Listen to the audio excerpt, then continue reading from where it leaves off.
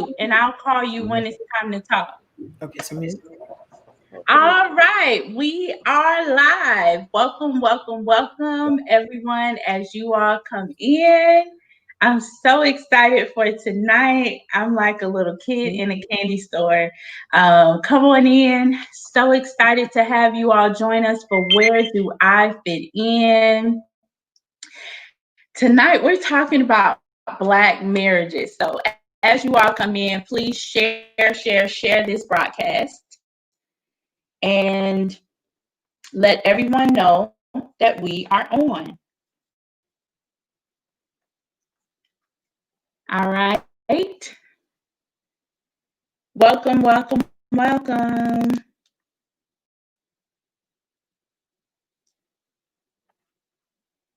We're sharing on our end.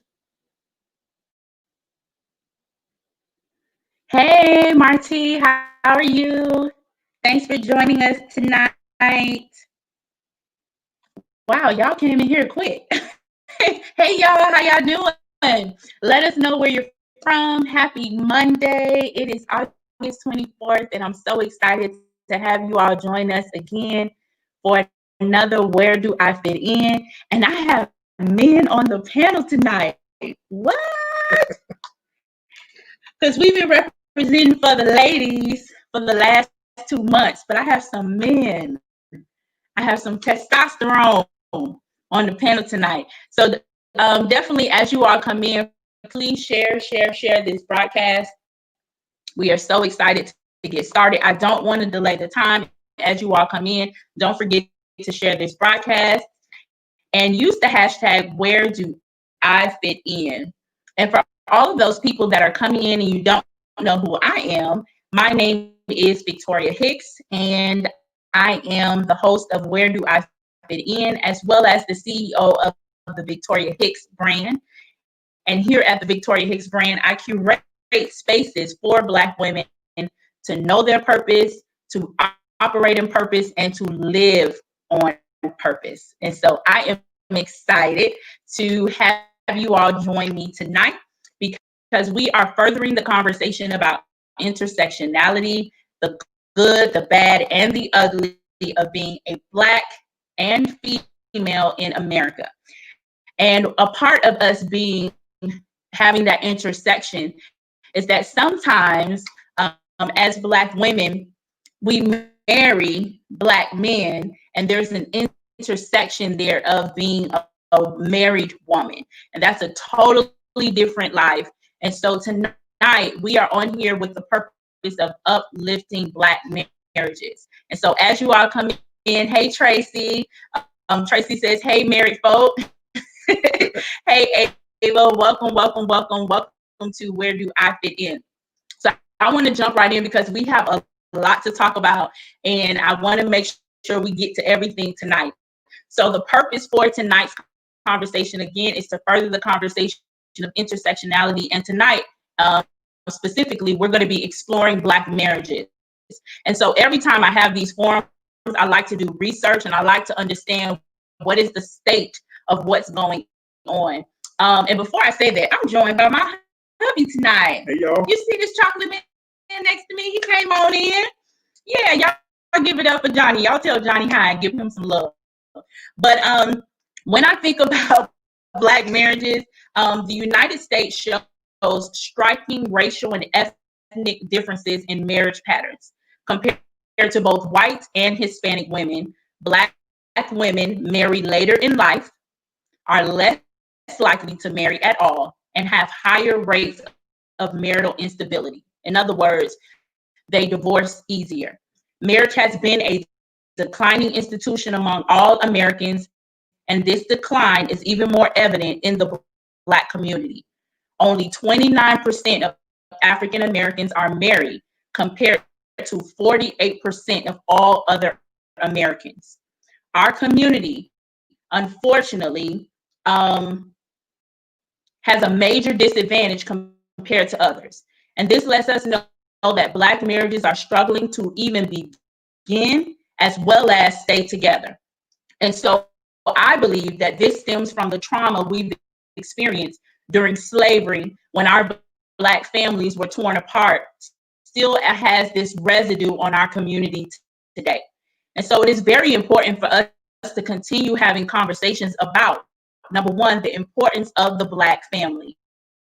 Even if you are a believer, the Bible, God ordained marriage first. And so even in our community, we must continue having conversations and uplifting when a man and a woman come together and make a covenant and start to build a family here in America. So our goal for tonight is to first celebrate Black love, because I love Black love, as well as Black marriages. And I hope that tonight you leave encouraged to get back to the basics. I hope that you leave knowing that you can walk away with some tools on how to have a long and successful Black marriage. And it's evident today with my panel, because I could not have this conversation alone, because John and I are newbies to the game. We've only been married 4 years. So I brought on some panelists that have some years in the game, that have some time in this thing, that can offer us some encouragement. And so I am so excited to introduce my panel. I'm going to start with my friends. These have been our marriage mentors, BJ and Mia. And I want you all to introduce yourself. Tell us what you both do for a living, how long you've been married, and how many children that you have. Hi, good evening, everybody. My name is BJ Daly. This is my lovely wife, Mia Daly. We've been married for 23, going on 24 years. December will be 24 years. And I still like him today. And as profession, I am a diesel mechanic. I work for the county. I've been working for the county for over 20 years. And I'm a supervisor with transit. And I also work for Miami-Dade Transit, and I am an accountant there, and I've been there since April. We have 3 kids together, none outside. No, 3. And we like to laugh and have a good time. We don't take life too seriously or our marriage too seriously, which is why I think we've been able to navigate it for so long and have fun while doing it. Thanks for having us. We appreciate you guys. Yes. You know, we look up to you guys, our little big sister and brother. Thank you. We appreciate it. All right. Next, we will have on the panel Mr. and Mrs. Palmer, Dario and Dawn Palmer. Tell us about yourselves, what you both do for a living, how long you've been married, and how many children you have. All right. As you just said, my name is Dario. This is my wife, Dawn. We've been married for 21 years. 21 years. We have 2 children. They're adults now. And we're both teachers. We're both educators. I teach middle school, and she teaches high school at a private school, and I'm at public school. Well, did you all say how many kids you had? Did I miss that? 2 kids. Okay, perfect. Yeah, 2. Yeah. All right. All right. Thank you. And last but not least, Pastor Keith and Lady Chanel Moore. I love these 2. I've been watching them from afar. I sneak on their lives. I just love their energy and their love for each other. They make Black marriage sexy, and it's just so fun when I see you all. So welcome. Tell us a little bit about yourself, what you all do for a living, how long you've been married, and how many children you have. Thank you. Hello, everyone. Hello, everyone. We've been married for 20 years. We just celebrated our 20th year on July 22nd. I am a full-time pastor here at Bread of Life. Been full-time now for going on about 4 years. I worked at Coca-Cola for about almost 10 years, Coca-Cola Bottling Company. And so it was a challenge, but we're here. And she'll introduce our family. Lady Chanel Moore, lead here at Bread of Life Community Church. I am like the executive, whatever you want to call it. I do it all. But yeah, and I've been here with him. We've been married 20 years. So when we started together, and we've just been here. We have 4 kids. We on grandparent status, y'all. Wow. We're on grandparent status. Our middle kids are almost out of the house, and then we have just one left that will be locked down with it. We almost done. Woo. So, honey, introduce us for those that don't know anything about us. All right. Well, we are John and Victoria Hicks. This is my lovely wife, Victoria Curry Hicks. I am Johnny Hicks. We have been married for 4 years. We met in Miami at church. No, don't tell it. No, don't tell oh, them I'm how sorry. you I'm met. getting into the prologue. I'm sorry. This is why I'm behind the camera most times, y'all, and not in front of it. What do we do for a living? I am a security and intake specialist for Seminole County Schools, and Victoria is an instructional coach here in Seminole County as well. Yep. So I work at a middle school, and he works at an alternative school. Yes. And so when our kids get bad, we send them to his school, and he takes them down. Yes. and we have 2 daughters, Jaya and Damari, both 14 now? No. 13, 11 and 13. The girls are 11 and 13. And We're a blended family. Blended family, So yes. we had daughters prior to us getting married. So yeah, we have no children together. In Jesus' name, amen. All right, so let's get started. Everybody's like, no, I'm serious. Amen. God is good. All right. So if you are just joining us, please make sure that you share this broadcast, and as well as we are also live on YouTube. So if you are on YouTube, give us a shout out and let us know, hey, you're following us on YouTube. We're also live there, and you can find us at the Victoria Hicks brand on YouTube. So let's get into the conversation. Everyone, one thing I love to do when talking to married people is to find out their love story, because it's so interesting to find out how 2 people come together. And so I'm going to start with the Palmers, and I want you to tell the audience your love story. How and where did you meet? How did you get to this many years of marriage? You know, all the juicy stuff people want to know. You ready? Yeah. Okay. Well, we met in high school. We met when we were 16 years old. We never dated in high school. We were best friends, and God blessed us to have such a wonderful and loving friendship. He knew my siblings. My brother used to perform in talent shows, and he would play the piano. My brother would sing, and so he was always in our home. He has a great relationship with my parents and my grandparents and all my siblings, and that started from many years ago.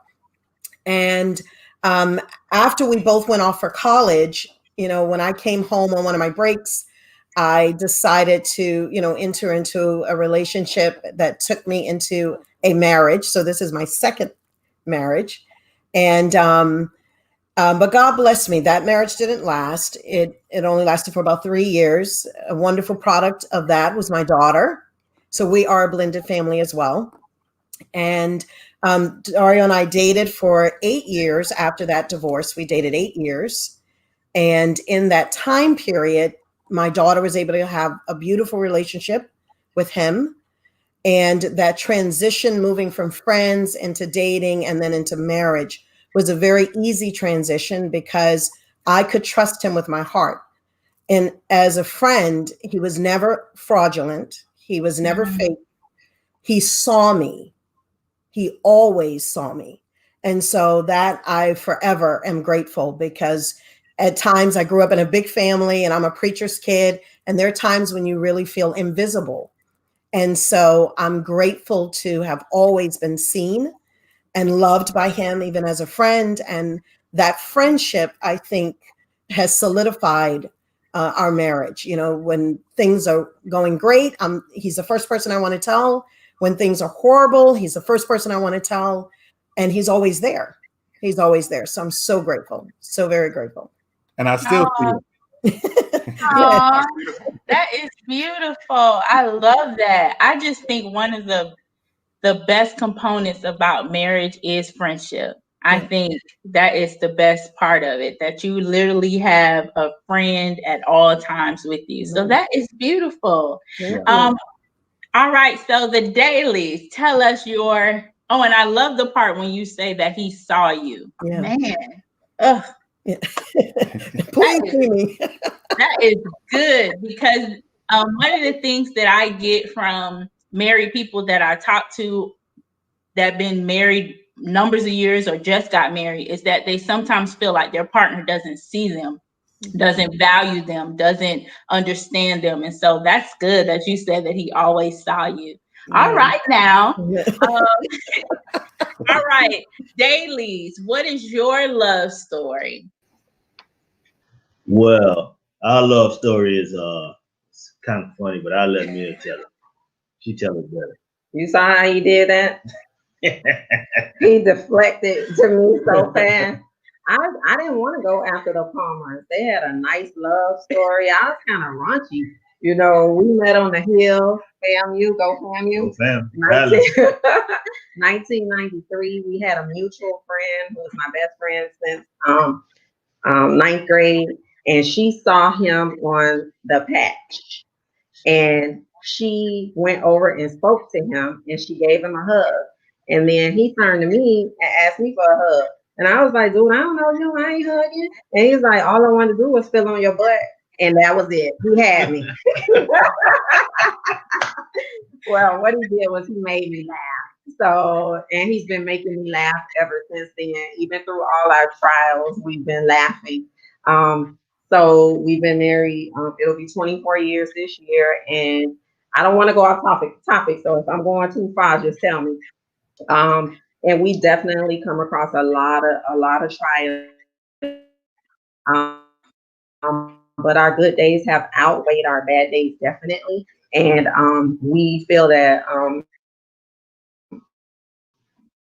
we got through. He didn't restore our marriage for us; he restored it for the kingdom. So ever since that day, we've been purposing in our life to be able to encourage other couples to get married, have a good time while you're doing it, and let's grow together. Yeah.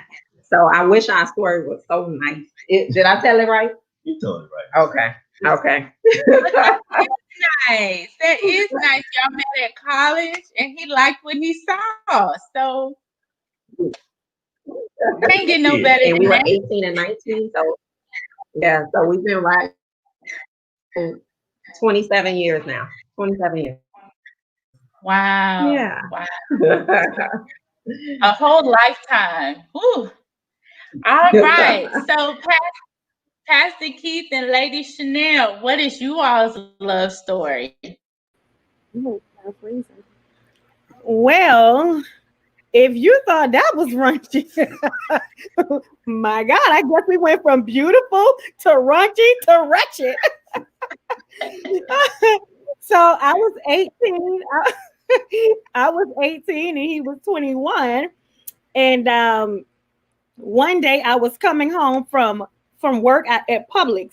I was actually in work release, so I was an inmate. Okay, I was incarcerated, but at this time I was in the work release program, and we on Wednesday nights, I believe, we used to have a Bible study. And so one of the elders that used to come do prison ministry couldn't make it that night, and he sent him in his stead. Right. And so I was at work that day. I worked in the seafood department, and I was real funky that day. I was like smelling just like seafood. Okay. So I was coming home. We caught the bus. I caught the bus and everything. And I'm walking across the field. He said he saw me at that moment. Yes. The first time I saw her, she had an umbrella, and I saw these wide hips. And the only thing I can remember is it looks like a cafeteria lady. And she was young, but I just see these hips and umbrella. And so I didn't know who she was. And then I just went in there, and then I saw this young lady in the back just looking. And I didn't go in there to find a wife or anything. I went in there gun-ho preaching and ministering and through there, make a long story short, what you said when you okay. So when I thought I wasn't going, I was like, I'm not going tonight because I need to take a shower and everything. And something was like, go. And I was like, nah. It was like, just go. And so it was raining outside, and it was 3 young adults standing on the patio, him, another guy, and another sister. So I walked past, and when I was walking past to run into the place, I looked back and something was like, that's going to be your husband. And I kind of like did a double take, but I went inside and I sat down in a Bible study, and he started teaching and preaching. And oh my God, when he opened his mouth, first of all, he had a whole mouth full of gold teeth. And I was like, okay. I was like, okay. And so he was preaching the gospel, and my God, it was so passionate. I had never heard the gospel preached like that. And I mean, I was amazed. But and when it was, and while he was talking, I told the lady behind me, I was like, that's gonna be my husband. She was like, girl, please, right? So after it was over, I went up to him and I asked him for his phone number. I was like, you look familiar. I might know you from somewhere. Maybe we saw each other in a pack jam before. Let me get your phone number. Yeah, pack jam. She's a pack jam junkie. Make long story short, after that, I went off to school. She didn't tell me that she was going to be my wife. Nah, she didn't approach me like that at all. And I respect her for that. And I went off to school. She gave her life to the Lord, came out. She was working for God, not for me. And I really saw that.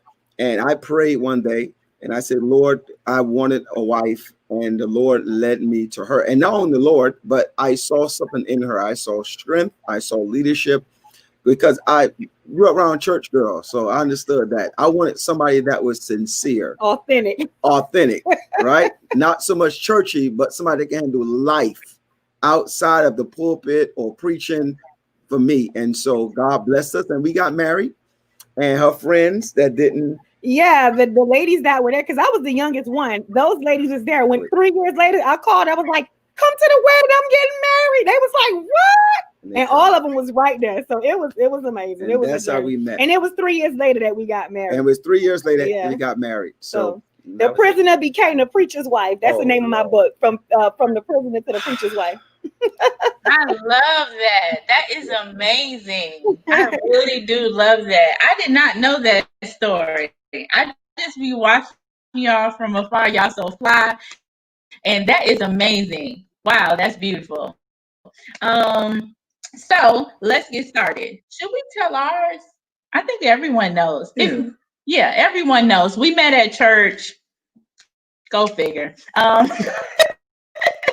We're both pastors' kids. We met at church and we fell in love. That's where we are. All right, so let's get into it. So I asked a couple of I made a poll and I asked married couples to share with us some of the struggles that they have. They wanted some help with, they wanted some understanding about. And so you all have 20 plus years in the game. And so this segment, we're going to be dedicating to the struggles of marriage, and then we'll make it lighter. But I wanted to hit this first because marriage is hard, and it is something that should not be taken lightly. And one of the things that I've noticed in my generation is that when things get too hard, we just give up.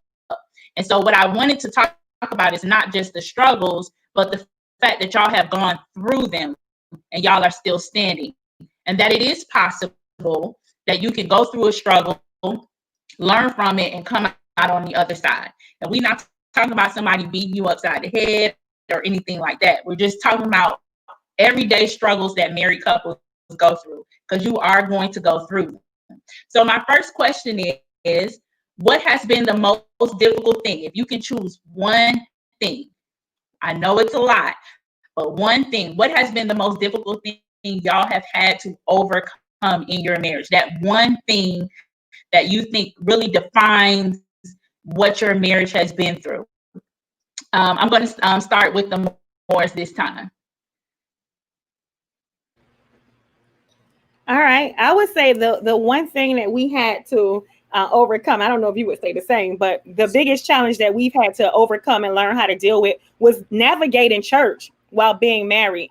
I think that's been the most difficult thing, because in leadership, people don't realize when you're in leadership in those positions, the enemy really fights you hard. The enemy tries to divide you, and so that's been the most difficult thing, is us being on one accord and not letting people come between us, just always having a united stand. Right. I think that's been the most challenges. It's just the tactics of the enemy to divide us. Right. And so if we started together, if we finished together, then that's the goal, and that's been the fight. It's like to united we stand and divided we fall. So I think that's been the most challenging thing that I could see so far. Yeah, and that's later on in our marriage that been very challenging. It's kind of a street code to it. Things happen in family, stay in the family. You fight for the family, you stand for the family. And if something go wrong, we handle that in private, not in public. And a lot of times people want you to handle your stuff in public and not in private. And so to attach that too was communication. Yeah. We had to learn how to communicate better, which and even now we still grow in that area of communication. And we have let our guards down sometimes of communicating in front of people that we should not have communicated in front of because they didn't understand the marriage point. We have humanity. Sometimes we took away home and we put home in front of church people. And that was one major mistake, even sometimes in meetings. So we learned to keep home and to put on the politician face at church. Yeah, which is difficult for us because we're very authentic people, and like what you see is what you get. So, it's just that in this particular role, you have to learn to, I don't want to say put up a front because we really don't, but you just have to be careful and kind of guard your heart and guard your space, because everybody can't handle, your humanity. They expect one thing from you that they don't expect. They don't give you the same grace that they would give others. And I think that, especially me not being raised in church, that's been the most difficult thing.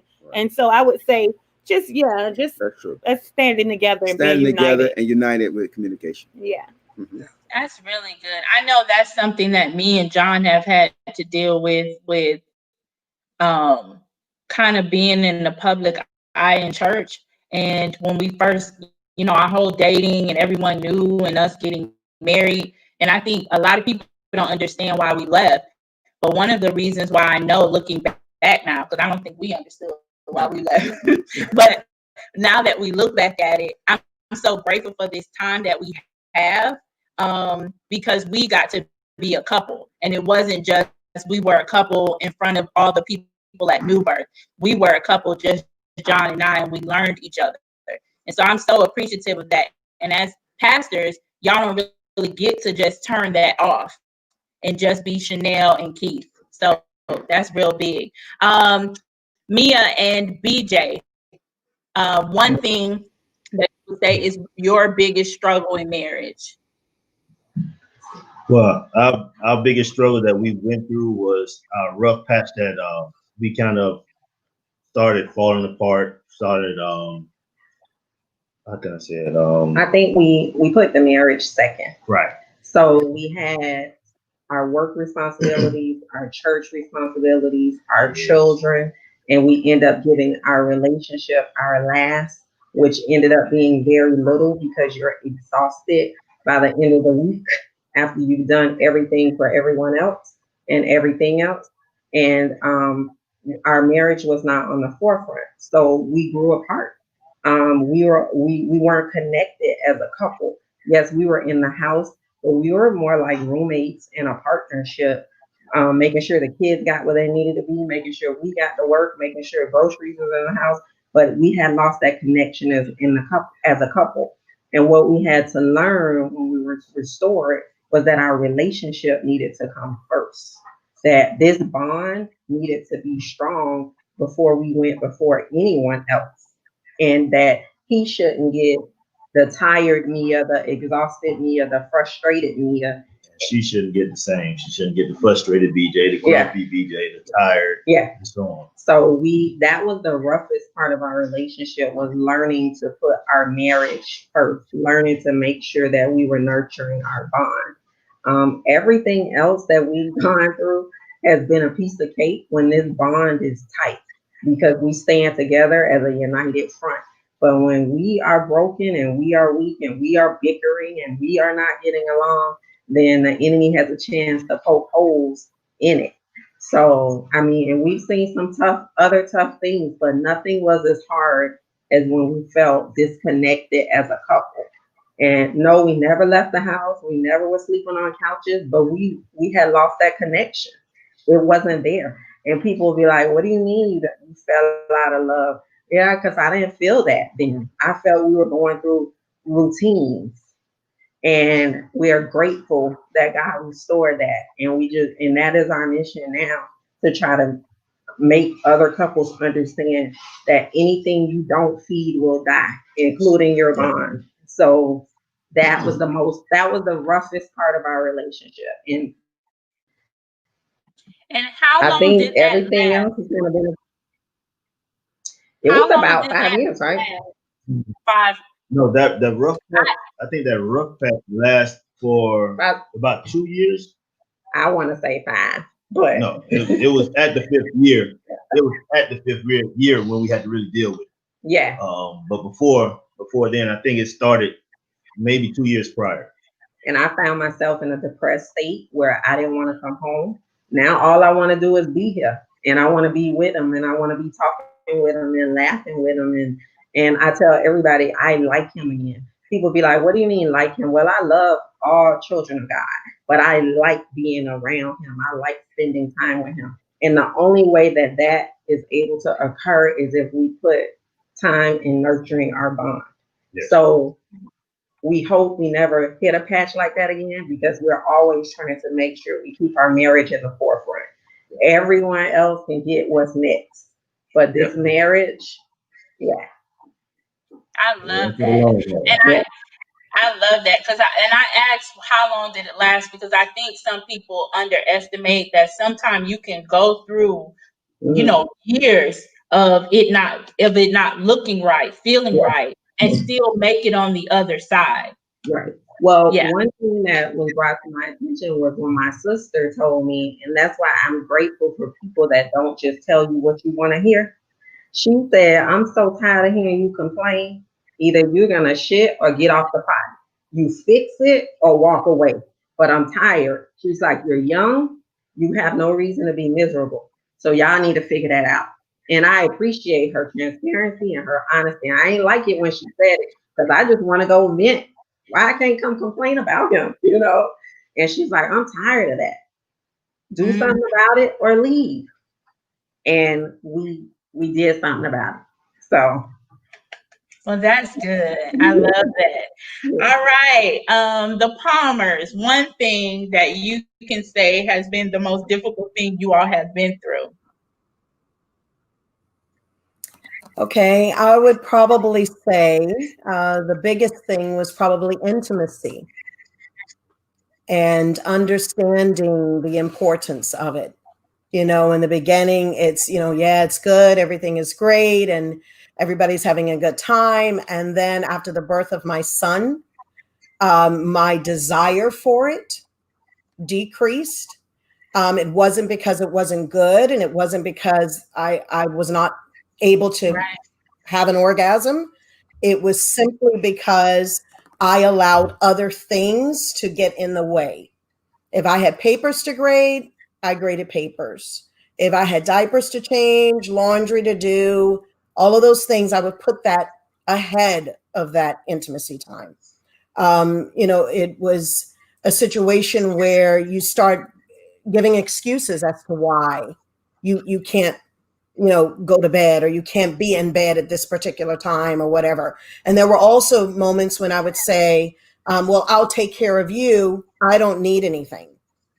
That type of response, which isn't the right response either. So it took, I'm telling you, we've been married 21 years. We are sitting now in a place of appreciation for what God has blessed us with. It took 14 years to understand how selfishness can creep in little areas that are damaging to your marriage. Now that I understand that intimacy is such a holy thing, and a sacred thing, I don't take it for granted anymore. And I am praying, I'm also in a different stage in life because I'm now in my 50s. So, everything that used to feel great doesn't always feel as great, but it requires communication in the bedroom. It also requires prayer in the bedroom. That's one place that we always don't take the Lord, and we need to take him in there. He created sex. So why do we leave him on the outside of the bedroom door? We need to bring him in the bedroom with us. And in those moments when my mind wants to go somewhere else, I need to be praying. When my body isn't secreting the way I would like for it to, I'm praying. When I want something from my husband, or let's say if it's going on and I'm like, okay, Lord, please help him, to enjoy this and come and whatever, I'm praying for him too. And believe it or not, I'm telling you, the intimacy is so much deeper. It's so much more beautiful because I see it now the way God sees it. And I see it as it should be. I don't leave God on the outside of it. I put Dawn where she belongs, which is in a selfless position, not selfish. And I don't put other things before my husband. I put him first and his needs. And so now if I'm grading papers and he says, baby, you coming to bed? Yeah, I'm coming to bed. So now the pen goes down and the computer goes off and I go to bed. He's got the jazz going. He's got the lights down. He's massaging. So the mood is already set. I'm ready. And I'm telling you, even in those moments when I'm not feeling ready, I'm praying about everything, every touch. And if this turns me on 20 years ago and it doesn't turn me on today, I tell him that doesn't do it for me today. I need you to touch me here. And sometimes it takes taking a hand and putting it where it belongs. So you understand that this now turns me on. This makes me excited. And I'm telling you, that intimacy is absolutely powerful.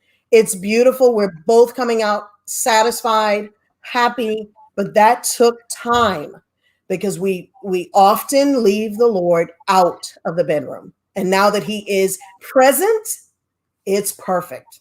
Wow. So that's that. I love that. I love that so much because I think that is our biggest thing. The most difficult thing that we have had to go through. And people are like, y'all only married 4 years.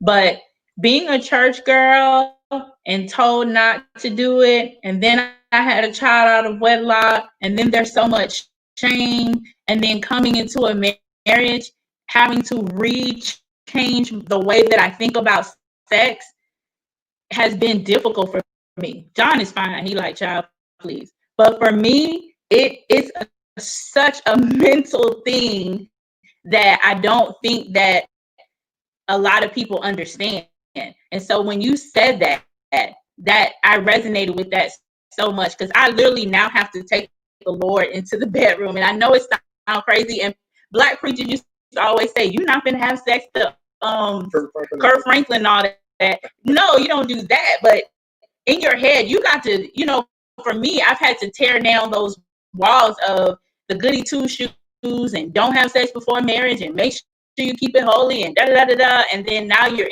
in here and it's like, the bed is undefiled.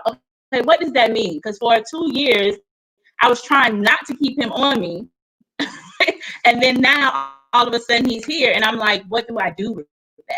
So a lot of people don't talk about that, but that has been something that we've had to go beyond that and realize that there's intimacy that we need to form. Like I need to trust him. I need him to be vulnerable with me and all that. So I love that. And the comments are going crazy, you guys. A lot of women are talking about intimacy. And so I appreciate all of you all struggles, but yes, beautiful. I'm so excited. All right. The next thing that I wanted to talk about is the two things that are contention, and this kind of brings us to our next thing, is that in marriage, they tell us that the two things that destroy every marriage is sex and money. So I want to get, the Palmers shared with us what they've gone through with their sex an intimacy situation. Have any of you all experienced that as well? And then if not, have you experienced anything concerning finances? Anybody want to share? You can raise your hand and let me know. Okay, Ms. Palmer, you can go ahead, and then I want to hear from the other two. Okay. Yeah, we've been through a lot. Finances is something that we really help couples with today. I'll go right to the testimony that right now we're debt free. We've paid off our home, but we didn't start off that way. It started a while back where one day I decided I wanted to do something for my wife, and I went and bought her a beautiful car. It was her favorite one, and at that time it was my favorite one. It was a Lexus. So I don't know if you remember the Lexus commercials where, you know, on Christmas Day you drive up to the house with the big red bow on the top. Okay, so that was me. I drove to the house with a big red bow on the top of the car, and it was Christmas Eve, and I was the man, you know. So we were both working more than one job. We were both teaching at the college at the time, so the money was flowing in and everything. But things began to change. My son was in private school at the time, but over time things changed where I wasn't making as much money playing the keyboard like I was making. The job at the college dried up. It didn't work out anymore. And I was tutoring after school. All that dried up. And I was just mainly depending on my day job. And I could no longer afford the payment that I was paying on the car. And I would begin to look at that payment, and I begin to look at my financial situation in terms of the house. And I knew that I had to make some type of a change. So I went to my wife and I said, babe, we gotta cut back on something. We gotta cut back. This is the thing with women. Not the car. Listen. Not the car. She don't mind sacrificing as long as she don't feel it. Ain't that the definition of sacrifice? Something that has to die, the sacrifice, right? But she wanted me to fix it in all other areas except the car. Yes. And believe me, I didn't want to touch the car, but that happened to be one of the biggest expenses that we had next to the mortgage and next to the private school fees and everything else we was paying. So I tried to cut back the cable bill. I tried to cut back, the lawn maintenance. I tried to cut back the phone, the lights. I was cutting off the lights. Cat food was going down. Cat had to go on a diet. I was cutting back everything, but it wasn't enough. It just wasn't enough. It was just not enough. So I sat down with her and I said, listen, we got to do something with the car. But then I said, it's not just the car, but I'm having an issue over here with the house too. I didn't want to sell the house or nothing, but we had this 30-year mortgage that I didn't want to do it no more. It's just too much. I can't see myself paying them from the age of 40 at the time to the age of 70. I just couldn't do it. So I said to her, we got to get rid of the car. So we gave the car back. It was a voluntary repo, and she still feel it. She still hurt. She's still feeling that. But I had to do it. Yeah. But in return, what I wanted to do is the money that we was paying on that car, I said, let's refinance the house. Let's get a Civic instead. She didn't want to get a Civic, but we still got the Civic today. So anyway, we traded the car for a Civic, the Lexus for a Civic. She didn't want to be in the Civic, but we had to do it. In return for that, we decided to refinance the house. So we went from a 30-year mortgage, not to another 30, not to a 20, not to a 15, but to a 10. We went from a 30-year mortgage to a 10-year mortgage. And we said, we're going to cut back on everything else. And we took my son out of private school, put him back in public. We made some radical changes, and we paid off the house in 7 years. We didn't even take 10 years. We paid it off in 7. Now, remember, that was all without increasing our income. I didn't get 5 more jobs. And you know how they pay teachers. It was the same salary. So we changed the way we were thinking and the way we're living, and that status symbol. And we traded the Lexus for a paid off house. That's how I look at it. To me, it wasn't trading a Lexus for a Civic. No, it was trading a Lexus for a paid off house. Because I said, if we can pay off our house in 7 years, that's how long people keep cars. The car payments are now, used to be 4 years, now it's 7. So I traded that off to pay off the house in 7 years, the same amount of time I was going to have to pay for that car. So that's our testimony that if we can do it on a teacher's salary, Amen. the majority of people out there can do it if they change the way they live. Amen. Okay, because paying off a house didn't mean that I had to double the payments. It did not mean that. So I show people that if your payment is $1,500, it doesn't become over $3,000 to pay it off in half the time. Right. That's not how amortization works. I used to be a mortgage broker, so I know how the amortization schedule goes. And so I teach people to look at that. Most people, when they will close on a mortgage, they never looked at the amortization. They don't even know what it is. They can't even spell amortization. But yet every month they're paying on this mortgage that they don't have to pay on for 30 years. It's the way it's calculated. It's the way they design it to make us pay it in 30 years. And halfway through, they want you to start all over again. Yeah. Wow. You know, it doesn't have to be that way. Amen. It doesn't have to be that way. So we show people how to do that and pay off their homes in at least half the time. Maybe they don't want to do a 10-year mortgage. Maybe that's a little hard for them. Just going from a 30 to a 15 or a 20 is great. Yeah. 10 years make a huge difference. Mm-hmm. Mm-hmm. You know, because most of the time, think about it, really look at it. The first 10 years of that mortgage is all interest. You ain't paying on them, you're not paying it off yet. You haven't started yet. Wow. You know, you would think that in a 30-year mortgage, once you pay on it for 15 years, you'd be halfway done. You're not. You still owe much more than half. You think you'd be halfway done, but you're not. The way they have it situated, the first 15 years is all interest. So that's a little story with finances. And now we struggled because halfway through, like at the 5-year mark, I was like, I can't do it. And my wife said, we ain't come this far to stop. So she said no. And I listened to her because we'd probably still be paying on it. If I had not said, okay, if you say no, then I'm gonna keep going and we're gonna do it. I'm glad I listened to my wife. Men, we got to learn how to listen to our wives. Amen. Amen. Okay, because They have I was wisdom. tired. I had to lean on her strength Amen. because I was getting tired. Amen. Yeah, Amen. that's good. Thank you. That's really good. The Moors, what have your challenges been either with sex or with finances?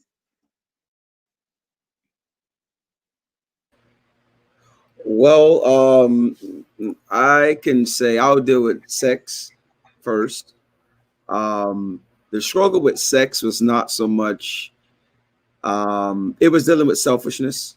I remember having sex, having energy. My wife, one thing I can always say, she never turned me down. In 20 years, she never used sex as a weapon to punish me. Even though she was mad at me, upset with me, she never used it as a weapon. But I learned that I remember making love with this. Okay, I was making love with her and she wasn't responding. And to me, I realized that, man, you're sitting here like a mannequin, you know, I'm finished, man, what's up? And she said, this is what you want. And I was being selfish. I wasn't being intimate with her. I wasn't allowing her to enjoy the moment. And that's now went from making love like a college, high school kid into understanding a marriage and adults. And then when that happened, it became good because marriage, because intimacy is carnal. Paul said it. He tell us, you know, it is carnal. It's you know, that's why God created Eve for Adam. He saw Adam was alone. He needed a helpmate. You know, we connect to God spiritually, but then it has spiritual implications to it, like husbands love your wife as Christ loved the church. But then I had to learn. Now, this is how I learned about making love, really. Y'all don't roast me on this one. I learned through tabloids, going in the grocery store. She would get books on good health and eating. And I would take those things and read certain things because in the church, they didn't talk about that at all. So I had to learn from a different perspective, right? Even though, you know, I thought I was good, but I learned how to make love. And so from that point, it got better in enjoyment. And there was time I tell her, you're not going to have the bells and whistles all the time. Like every night, that's not going to happen. Yeah. But we understand that. So in that perspective, I had to learn not to be selfish because she wasn't selfish by saying, no, I'm not going to do it. And that's kudos. So I'm not saying that everybody does that, but she never did that. Yeah. So first of all, you know, the church that we got saved and grew up in, it was very, you know, we had a strong women ministry, and it was always, women, stop telling your husbands you have a headache. You know, stop telling him no, and your body doesn't belong to you. So we got all those sex scriptures for the wife, and you know, of course, we both fear God. So I didn't want to be guilty of that particular thing. You know, I was like, okay, well, my body belongs to him, etc. So mentally now I could disconnect. You know what I mean? I know how, and I wasn't always saved. I wasn't a virgin when we got married. So I could give my body without giving my mind and heart. Right. You know what I mean? And I think that's where the disconnect can come in, because I was able to detach. And I learned, and we talked about, you have to make a deposit in the daytime before you can make a withdrawal at night. Right. And so if we're not depositing quality time and intimacy before we get to the bedroom, then it won't work in the bedroom, because believe it or not, for most women, it's mental. You know what I mean? So you gotta deposit first before withdrawing. And I want to interrupt that. Yeah. That's what we learned. Yeah. I would say a better daytime make a better nighttime, because yes, I would, you know, watch my football games, do ministry, do this, do that, and come late at night like a roach with the lights off. Here I go touching and creeping. And then I learned something though. I learned that helping out small things around the house, like dishes, clothes, helping out just small things, show that, hey, he cares. Yeah. And what ended up happening is that when she taught me about the 5 love languages. Yeah, he had to speak my language. Then I began to learn and say, she learned my love language too. So it's not just one-sided. No, it's both. You know, you have to learn men love language too. Yeah. So those small things begin to help our relationship. When I learned the little things around the house, actually it's big. And so it helped our intimacy more. And of course we grew in it, right? So that's one thing. Mm-hmm. And financially, you know, just real quick, financially, you know, we both started out very young. We got married, I was 21 years old. And so we hadn't had a chance to build. And it's always a different expectation depending on your stage of life. Because if you're 35 or 40 getting married, as opposed to 19, 20, 21, your expectations financially should, of course, be differently. So we pretty much started in the struggle together. You know, he didn't have much. My grandma was saying, I don't marry a broke preacher. You know, don't get married for love if we broke, you know. And I didn't have anything either. So from day one, we kind of went in it like, you know, we got each other back. Whatever, if we got $1, we both have $1. And so we never went in saying, this is mine, this is mine. We never had it separate, because whatever we could get together and build together financially, that's just what it was. If he had $1, I had $1. You know what I mean? If I had $5, he had $5. So we came up in the struggle. So I never really gave him grief. We never gave each other grief about finance. I didn't beat him up to say, man, you broke, you know. And, you know, I really always felt like, hey, I'm just that ride or die kind of female. If you ain't got it, it's whatever. You know, we'll make it work. Let's eat peanut butter and jelly. But that was it. You know, it's a little different now with this Instagram generation. We got big eyes. Right. You know what I mean? And we was, to make a long story short, before I pass the mic to you all, we grew together. Right. And what happened to us, the truth is, in our life, God has gave us a lot of favor. Right. Because the way our life is in ministry, you need that type of favor. I remember one time we had a 2-door car. We just had the twins. We got twins. They're 17 now. We just had the twins, and we needed a bigger car. Mm-hmm. And so I was going down to the lot to try to, you know, trade in the car to get a bigger car. And a gentleman showed up to our house, and he said, can I come in? I said, yes. And we talked. I said, do you come to see the children? He said, no, not really. He said, go look outside. And I said, okay. I looked outside. I came back. He said, go look again. He said, the car downstairs is yours. He said, the Lord told me to give you this car. That time it was a Dodge Intrepid. Brand new. 2000 something. 4 doors, no payments, just changed the title. Yeah. And to me, it blew me away to watch the hand of God in our life as we begin to grow. Yeah. And I watch everybody, don't have the same story, but there are some people that just normal people working normal jobs. Like I love the Palmer story about how they save and make sacrifice. I think that's tremendous. It gives a boost. And there are some people that understand we work together and the favor of God, not manipulation, not trickery, because we are working people. My wife worked. She did taxes, insurance. We work. When I say I will work a 12-hour shift, preach, pastor, we work. But God showed us favor and it helped us to build. So that's our little short story. Oh, I love that. I love it. The comments are going crazy. Laura Ingram says, yes, stepping stones make it work together. Favor. So many people on here that are not married, that are singles, that are really enjoying this conversation as they are waiting for their mate and trying to get their minds in the posture of being wives and husbands. So I love it. I had a question before we move on from sex and finances. It's because I was speaking to some friends of mine and all different walks of life, white women, all that. And they are having issues in their marriage, the wives, due to weight gain. And the husband saying sly remarks and different things. Have you all dealt with anything like that? Have you, after having children, felt some kind of way about your appearance? How did you handle that and all that, Mia? So throughout our marriage, my weight has been volatile, right? I started off really thin, I gain it, I lose it, I gain it. He has never been mean to me about my weight. I do run across women that husbands say mean things or they don't find them attractive anymore. But I always say it's a double standard. A woman can gain, a man can gain weight and they're living good, but a woman can't gain no weight because we stop taking care of ourselves if we gain weight. So it's a double standard. But I found that because I was heavy, when I gained weight, I was disappointed in myself. And because I was heavy, I projected my insecurities onto our marriage and I was mean during that time. And what I had to realize was that was not fair. And so he would be like, oh, let's go to the movies, let's do this. I ain't want to go nowhere because I ain't want nobody to see me fat again, so because I was struggling, I'm a food addict, I struggle with weight. And so he used to be like, it's unfair. You never want to go anywhere. I never shared it with him why, but that was the reason why.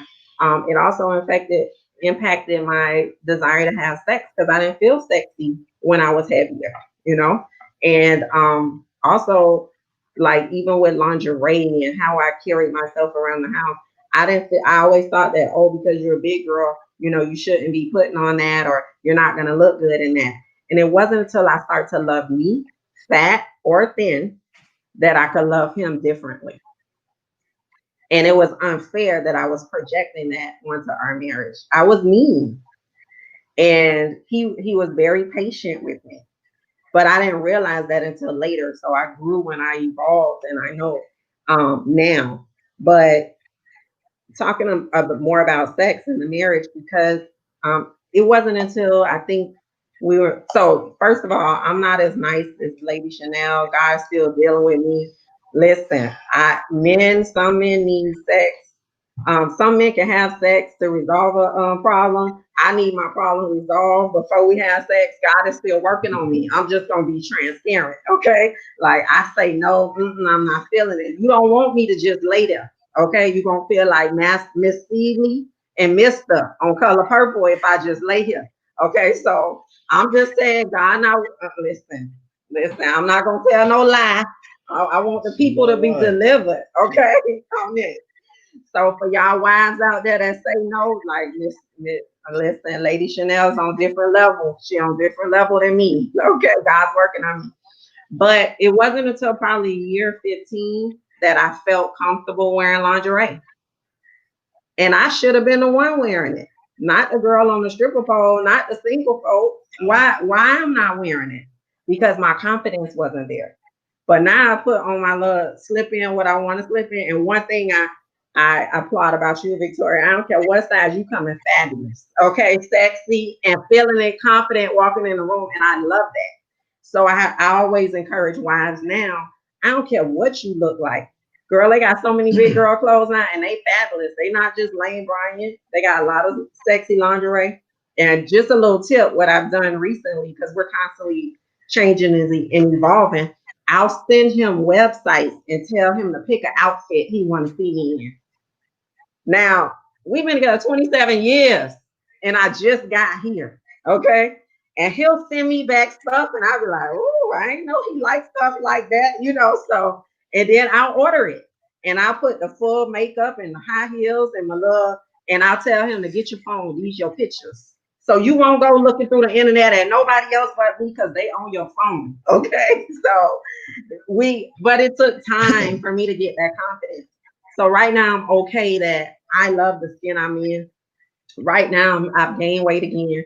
I'm frustrated in me, but I'm not taking that out on him, you know? And I thank God he's always been patient with me. Wow, that's beautiful. I'm glad that changed. What was the question? Oh, finances. Okay, so real quick, I just went, we wasn't good with money. We started with nothing. We was building, we was bouncing checks, you know, you wasn't moving money around in time, and we evolved. So now we're on a whole nother different level. So for all those couples that start out and you're not connected, seek financial coaching, do something, talk to somebody about it. Don't feel that it's just y'all, because there'd be some money mistakes. We made so many money mistakes, but now we're at a different level. It takes time. It takes time. Definitely. Yeah. Yeah, I love that. I love that. I want to talk about gender roles because this also is a struggle for marriages about, you know, in my generation, we not willing to just be barefoot and pregnant and cooking meals. You know, the girls that are 30 and younger, we not about that. And so how do you all navigate gender roles? How has it evolved? John can tell you. You want to start with? Well, yes, gender roles. I am open and willing to do anything and everything. Yeah. To keep the house moving, and you know, it's not just, oh, you do this and I'm going to do this. Sometimes she can find herself doing some stuff that I would normally do, and most times you can find me doing some things that she would normally do. There's no definition. You run whatever makes your house run, do it. Yeah. That was big for us because we were a blended family, and I was used to being a single mom. And so when he came into my life, I was like, yes, you are here to help. Pick up the kids, do this stuff. And so also a thing that I can cook. I used to do it, but it's not something that I enjoy. I literally get upset when it's time to cook. And so he saw the frustration and he got tired of my like halfway cooked meals. And so he likes to cook. And so he does the majority of cooking in our family. And it works for us. I help prep. I come up with the grocery list. I come up with the different things. I done budget it all out. And he is the morning person that gets up Saturday morning, and y'all see his Facebook post. He be cutting up in Walmart, and he goes and does the shopping, and he likes to cook. So I want y'all to share, has you all's gender roles evolved over time for the younger generation who just not having that? Anyone want to go? For us, yes, for us, we don't have any gender roles per se. We all have a hand in having and everything in the house. You know, we do whatever it takes to make the house work. We know that things can change, and then someone may have to take on something a little more. Maybe taking the kids to the doctor, dropping the kids to school, cooking dinner, so on and so forth. Those roles may change, and we've been through it several times. So I'll cook every day during the week. And I'm like you, Victoria, really don't like to cook, but I'll cook. You know, just making the team work, whatever makes the team work. And when it comes when tables turn again, Mia does it like now. She's doing a lot of the cooking every day. but we do team up on a lot of stuff. So a quick story. He's always had a flexible schedule, and my schedule was always kind of during the day, 9 to 5. So we came up with an agreement that he would do all the doctor's visits for the kids. So we have 3 sons. So literally, I would birth a son, and he would take them right on to the doctor. Okay, so I don't know which son it was, but one day he couldn't make the doctor's appointment. And I showed up at the doctor's appointment, and the doctor said, who are you? And I said, I'm the mama. And they said, can we see your ID? Because we have never seen you. Okay, so, and that was okay because that worked for our family. You know, my job was very demanding. I would have to take off time for work and use PTO. He didn't have to do that. So listen, pump me some milk in a bottle and I'm going with my boys. And that worked for us. And so my family, talking about the pressures of the environment that you live in, they'll be like, that's a shame. You know, that man do so much with them kids. With his mom, the mama was out earning money. Okay, so that works for us and we are okay. We don't worry about what society says about our family. We do whatever it takes to make our team run smoothly. Mm-hmm. I love that. I love that. The Moores, you have anything about gender roles and evolving over time? Yeah. So, well, of course, I was raised by my grandma. And so that's a little old-fashioned niche right there. And then when I came into the church, it's an older church as well. So they did, I don't want to say teach gender roles, but we did learn a lot about the responsibilities of the husband versus the wife, you know, and those sorts of things. So we did have very defined roles in our marriage, especially with the kids, because, you know, I had abandonment issues. My mom didn't raise me. I was kind of like, so I love being a mother more than anything else. I'm so overprotective, like a helicopter mom. I just, you know, I have to allow him to do something. He's like, those my kids too, you know, when it comes to that. But for the most part, I did take on all of the roles. I went in like, you know, being a help me. I didn't really have much of an example. So most of the years that we were married, I went in as a help me and I was here to help him. It wasn't until like a few years back where you know, the Lord started dealing with me about things that he had me to do or that I needed to focus on concerning myself. So the majority of our marriage, it was mostly about me being his helpmate and helping him. And the Lord had to let me know, you're more than just his wife. You're more than just a pastor's wife. You're more than just his wife. There's other, you know, parts of your life that he wanted to do things with. But for the most part, and even now, the majority of things I still do, and I'm willing to, and I love to, you know, for the most part. But it's times where if I don't feel like cooking or something, he'll just go find him something to eat, you know, he'll find something to eat. It's no pressure. But for the most part, I do have the typical role of a wife, and I'm not ashamed of it. You know, I'm old fashioned and I'm new school. And so I take pleasure in knowing that. And now my sons, they kind of old fashioned too. My son look at me every day like, what's for dinner? And a qualification. And he's 17 years old. He want a woman who can cook for him. Call him old fashioned or something. I don't know, but we okay with that, you know. And I good. Yes, I agree with Brother Daly when it says I never approach it as like this is your role. Right. Right. We didn't approach it like that.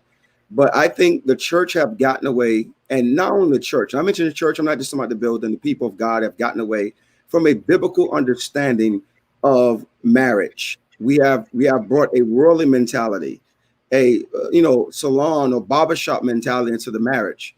And so it's this mentality that's I don't do this no more. I'm a boss chick, or I'm a this. And we listen to people who marriages or who are single, who are not married, who don't understand marriage. And we follow these people down the wrong road and not knowing that we can actually follow a biblical standard and still be successful and have purpose. And my wife wrote her book. I stood with her, behind her. She's out front. She's doing her thing. I have no problem with that. We come home. If my wife, I'm home and she don't feel like cooking, I don't feel like cooking, you cook. No, we don't. She don't feel like it. So we'll grab something to eat. There's no big deal with that. And so we have taken sometimes worldly views and placed into our marriage because we look at Instagram, Facebook, TikTok, and we think what somebody else is doing in Hollywood, it fit us. That's not the case. We still have a standard before the Lord, and husbands, love your wife as Christ of the church. The same thing here. So my thing is that I'll give you a quick scenario. When I first got married, things were set up for my wife, but it went south. And my wife was making the money. She had the car, the plans that I had. It didn't go right. And so then I went out and I said, I need to get a job now. My first job, this may sound crazy. My first job, I said, I need a job now. Just finished with my college degree, waiting on something. I went to Toys R Us and went to pack those trucks to let my wife know I'm not standing in this bed and crying. I'm going to do something. And she never criticized me. And then as we grew, when she got pregnant with the twins, she couldn't work anymore. She had to be on bed rest for months. And the roles switched, and God gave that favor. I began to carry it. And since then, we do the same thing now. So we work together and understand biblical principles. Yeah, just do what makes it work. Yeah. Do what makes it work. Mm-hmm. I love that. I appreciate that. So many people are saying, love it. Got to do what works for your household, not what's expected. Very good stuff. I love that. Palmers, anything you would like to add concerning help me, Lord. Gender roles. Yeah. Thank you. I think that, we're and for the most part in agreement with everybody, but this generation, these young couples that's coming up now, one of the problems that they're having when they get married is they don't have the conversation before the marriage about expectations. Right. So what's happening in a lot of these sessions in terms of counseling sessions is that they are trying to figure out who's supposed to be what 2-3 years into the marriage, because they're having disagreements on who's supposed to be doing what because they never talked about it. They'll eventually figure it out, but a lot of arguments should have been a discussion before they said I do, because a lot of times they don't know what they're saying. They're saying I do too. Right. In their mind, because I grew up traditional, I'm expecting her to cook. But in her mind, she grew up where her daddy cooked all the time. So now she's expecting me to do it. So we both in the marriage hungry. Because we never had the conversation about what it was expected of us to do within who's better at handling the money? Who's better at paying the bills? Just because I'm the man don't mean I got to pay it if I'm going to be late every month. Right. If she's better at it, if my wife is the accountant, let's say, and she's better at it, I can still be the man and allow her to do that and be okay with her doing that, especially if she's better at it. So a lot of times we need to just have the conversation about, what the expectation is, and then who's better at it, who wants to do that particular job. Because in terms of the cooking, we both do it. I love breakfast. So in the morning when she gets up really early in the morning for some reason to go to work, right? So Some reason. she get up early. Like she got to be to work at 8, but she be up at 4:30. That's what I'm talking about. That's early. So I'll get up at 5 and make her breakfast, and I don't have to get up until 7. But I don't mind doing that. So a lot of times if I'm home first in the afternoon, I'll get dinner ready, or if she's home, she'll prepare it. So it all depends. But like you guys said that, if she don't feel like it, I'll say, I don't feel like it either. Then we'll just go out to dinner and we don't make a big deal of it anymore. Right. It's not worth the argument anymore over something like that. Because obviously if you're on a strict budget now, I tell people that are really working on their finances, y'all got to figure that out. Right. I said, me and my wife, we're at a point now where I could take her out to dinner every night because we don't have a mortgage. But when we wasn't there, then, within those 7 years, I said, we can't go out. We skipped, going out every weekend. We stopped having vacations every other month. There's a lot of things that we didn't do in those 7 years that we can do now. Right. So we had to sacrifice we had to give up some of those vacations and those extra things that we wanted to do. So now, although it's not a big deal, we don't have a problem with either one of us picking up the slack and cooking or whatever we need to do. So, And can I add, that. well, Sure. when I was doing my master's, there's a time when it felt like there was a lot to do. There's housework, there's cooking, there's kids, it's so much. And I'm still teaching and doing my master's, at night and having schoolwork and research and all of that. And so we had to sit down and have another conversation that, because the kids, they would clean, but, it's not always to your standards. And, you can't beat everything out of a child, and you can only ground for so long. So, clean it, whatever. And if I'm not really happy with it and I feel that I want a little bit more assistance, we sat and we had that conversation, and we hired a cleaning lady. And I had someone in my house every 2 weeks thoroughly cleaning my home. And it was a relief for me and a release where I can now do the things that I need to do as a wife, as a mother, and as an educator and a student. So it's necessary to have those conversations. It's necessary. So that was all. Yeah, I think that is so important. Danielle said, "Oh gosh, Miss Dawn is in my house." People business.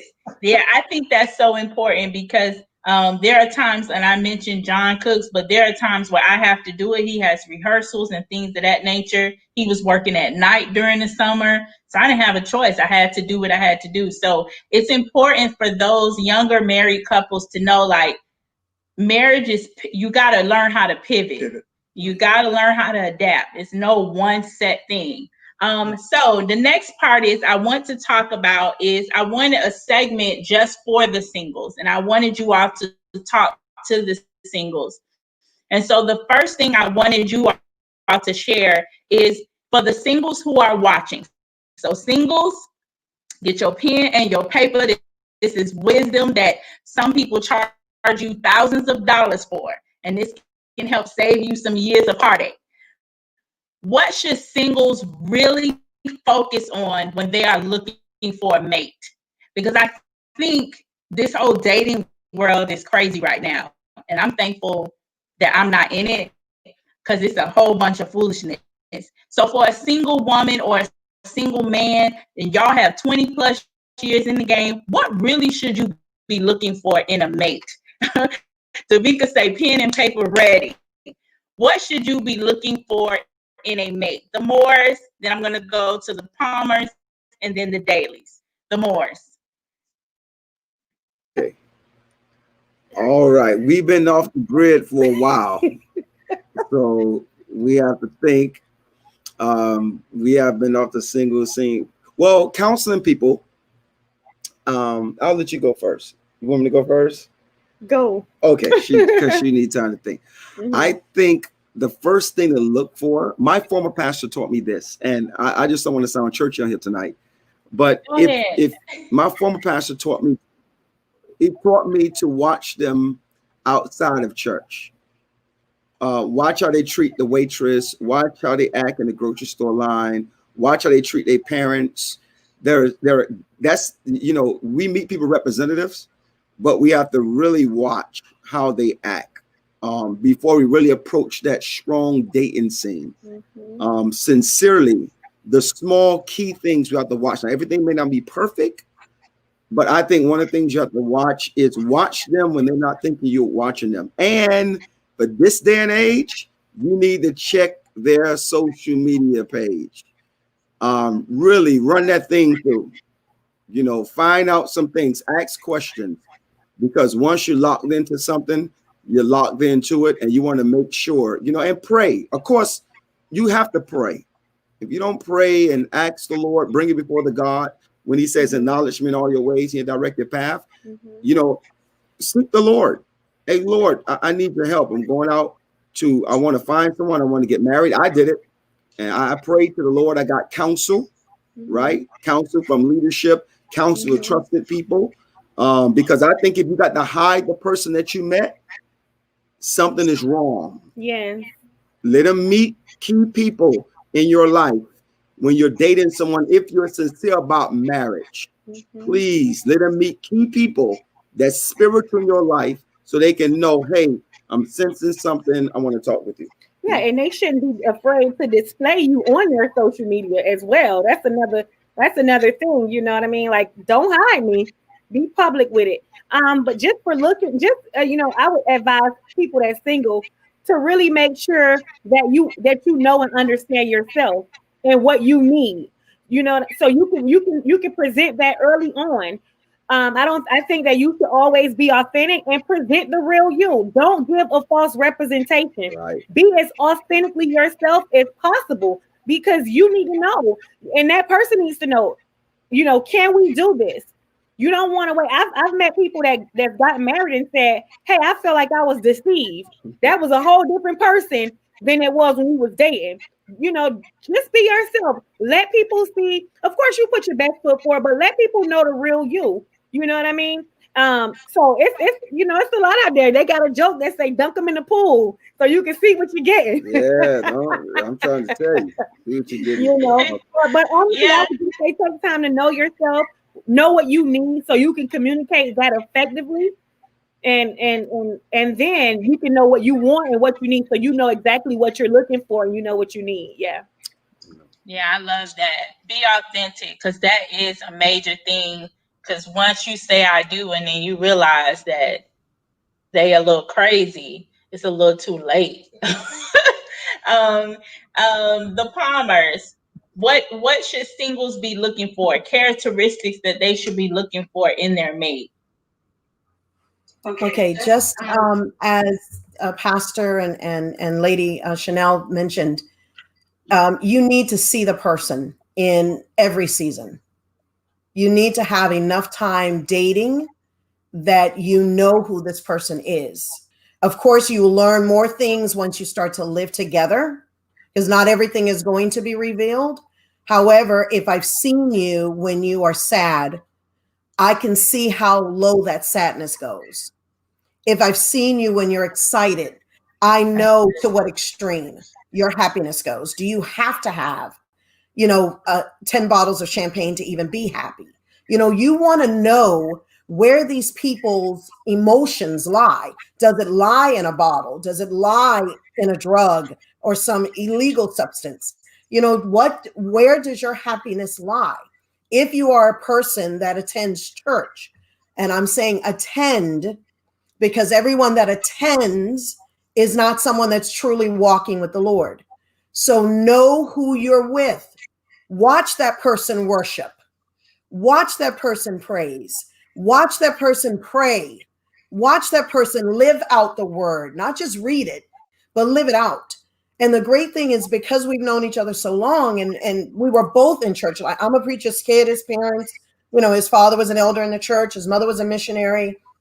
So we lived in the church. So we know what that's like. But we also know what it's like to pretend, right? You'll be on that altar at every revival, calling Jesus to your foaming, and get up and still sin, right? So we know what it's like to live this thing out, and we know what it's like to be real.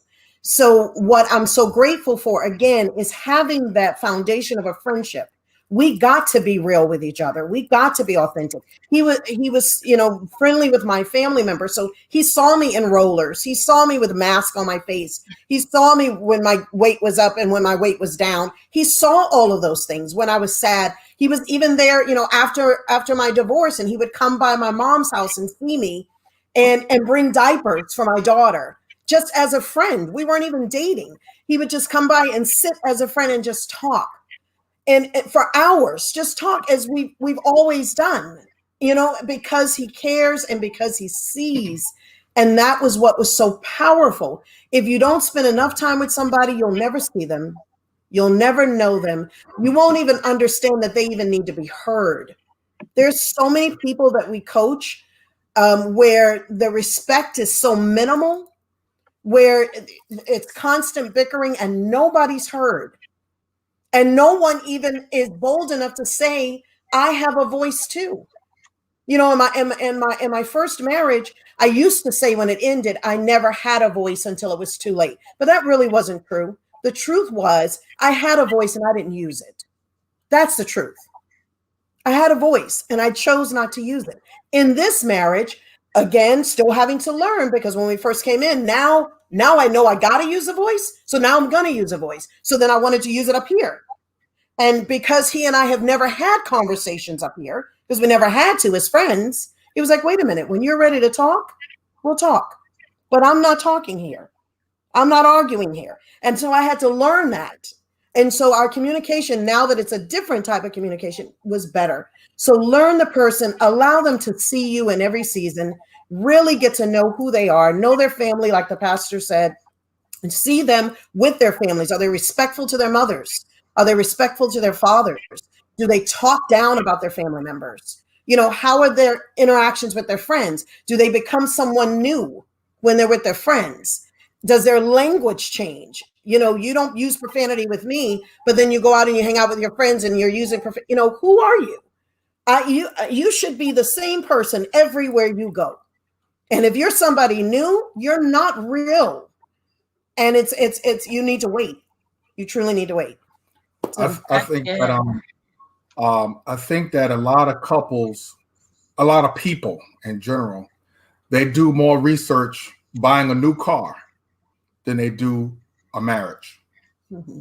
They'll research a car through, you know, one of the websites over and over and over and over. They'll go test drive it. They'll ask other people, you got that kind of car? How was it for you? They do all this research. But when it comes to their spouse or someone they want to marry, they jumping into it without any homework. Mm-hmm. You got to do your homework. Mm-hmm. And a lot of people, because of their heart, they feel like the heart is the homework. No, Mm-hmm. your heart will fool you and have you thinking that it's a different way than what it really is. And after you get in it, one of the things that we always ask people when we're counseling is, when did you first notice this? 9 out of 10 times it was before they got married. Right. And they was ignored. Mm-hmm. Mm-hmm. When was the first time you saw that he raised his voice? Did it ever happen when you were dating? Well, yeah, it happened a couple of times, but you know, we was just, you know, like that. No, if you see the signs, then that person's not going to change after you say I do. That's right. People don't change. Matter of fact, whatever the issue is before you get married becomes magnified. That's all it is. Marriage is a magnifying glass of who you really are. It brings out who you are. Like this quarantine has brought out who people really are. You know, the people that are having issues in their marriage now, those issues been there. They've been there. The quarantine has just brought it to the surface. That's good. So people that are not married now, you know, one of the main things I would tell them is to really stop rushing. Stop rushing. You got a lifetime to be married. Right. Do your homework, do your research, and find out if this person really loves you by finding out if they really love God. They can't love you if they don't love God, because God is love. Yeah. So they don't really know who God is.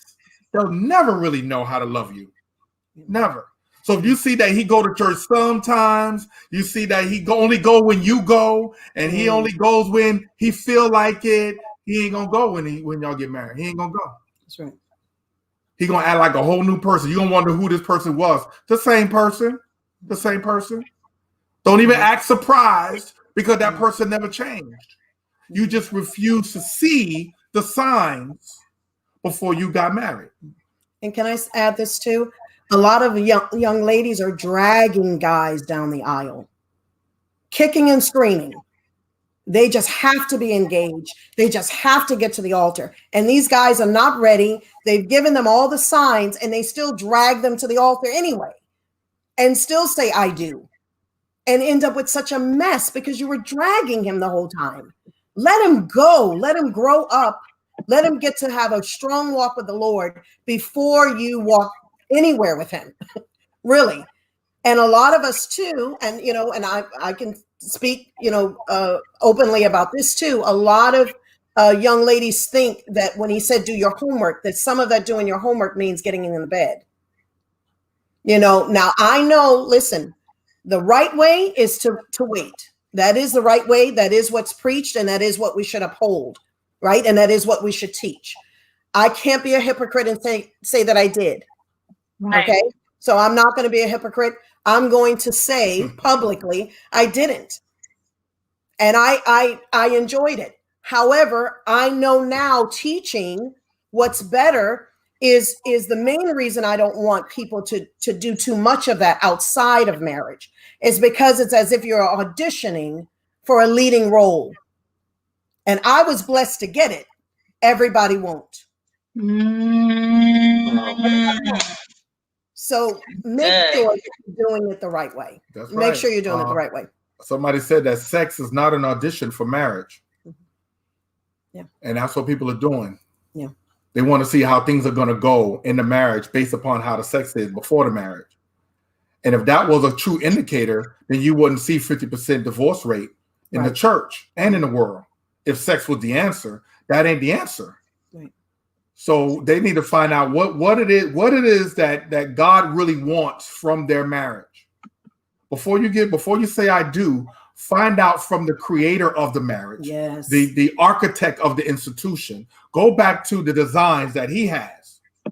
Then you'll find out what'll make it last and what will work. Because our design, it ain't gonna work. Amen. Amen. Only God's designs work.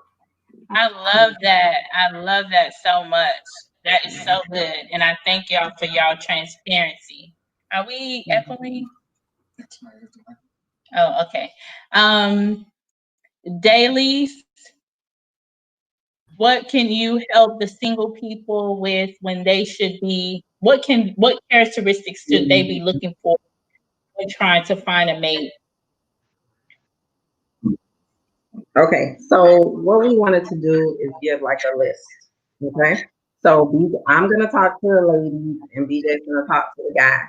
So this is hard because like the other couples, we've been out of the game so long, it's hard to see because, and I hear so many horror stories on what my single friends are going through, you know. So first thing I want to tell the ladies is take the S off your chest. Stop pretending you're gonna do everything. Okay, it is fake. Don't give him that. Be authentically who you are. We as Black women sometimes want to do things that we should be doing as wives, and not just dating. So I'm gonna cook for you all the time, or I'm gonna help you clean your place, or I'm gonna wash your clothes. Whatever. Take that S off your chest because you're not gonna do all that, and you're gonna resent it. Okay, so take the S off your chest for me. Be authentically who you are and set the and communicate what you want from them and what you're willing to give. Okay. So also, ladies, don't date no guy that's not taking care of the kids he already has. I'm just saying, it's something about character. And if he's telling you his baby mama won't let him see his kids, bull crap. He can take them to court just like she can drag you to court for child support. So that's a signal right there.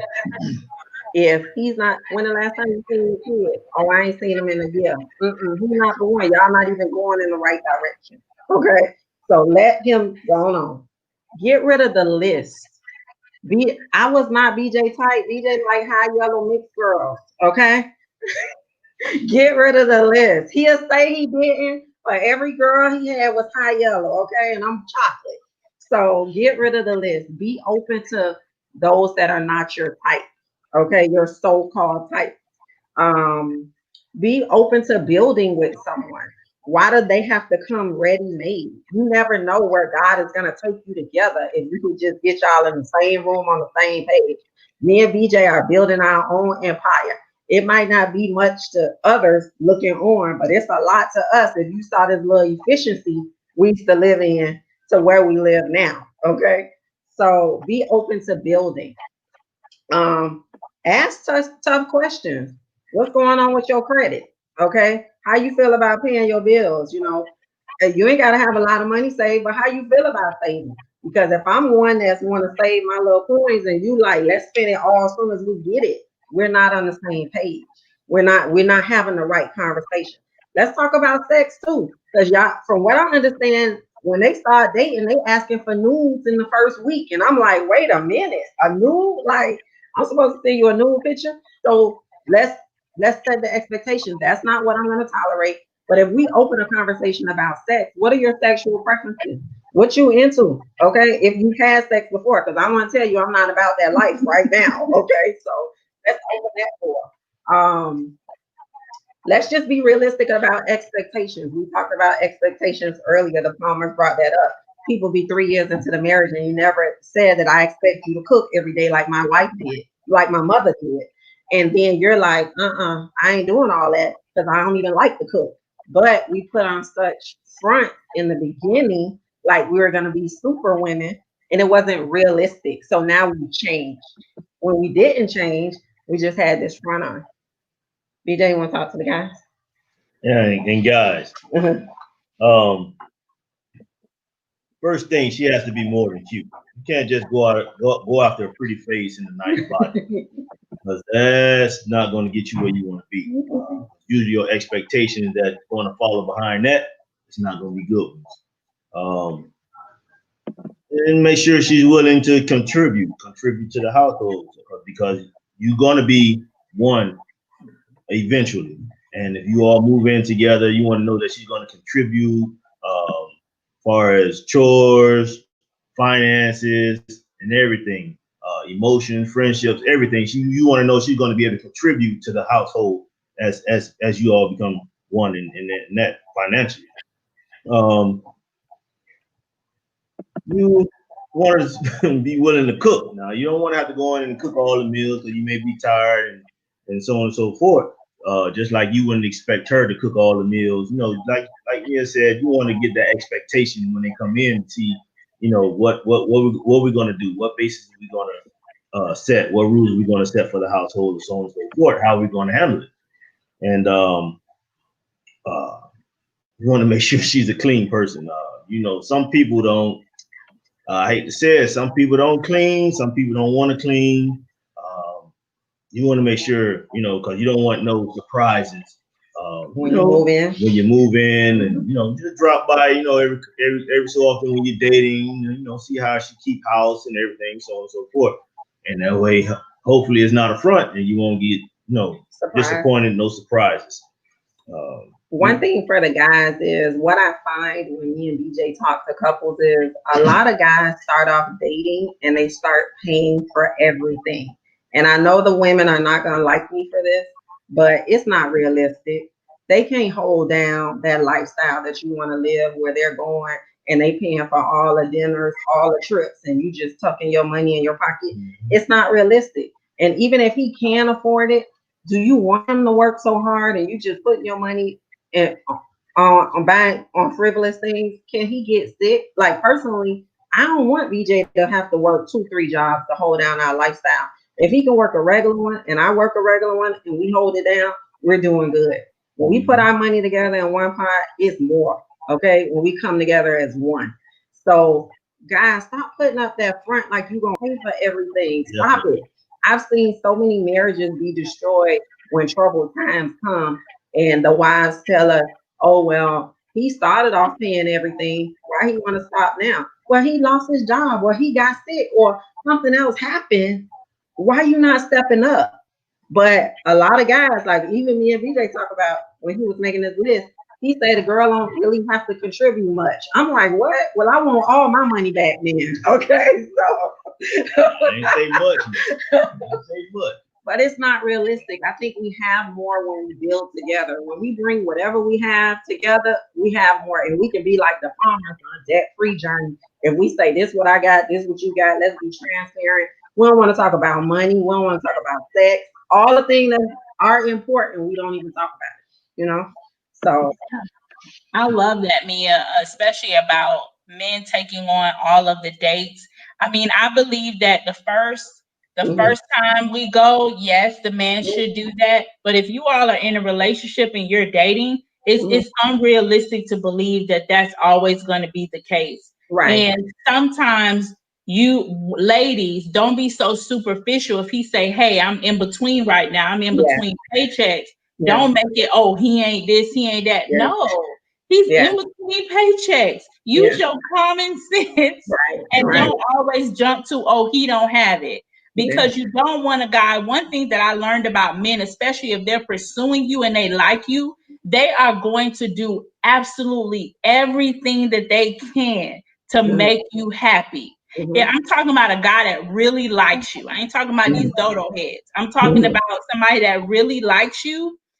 Don't put him in a position where he has to feel bad, lie, go to his homeboy to ask for money, do all of these things to try to impress you when it's not realistic. We're grown-ups. We both have jobs.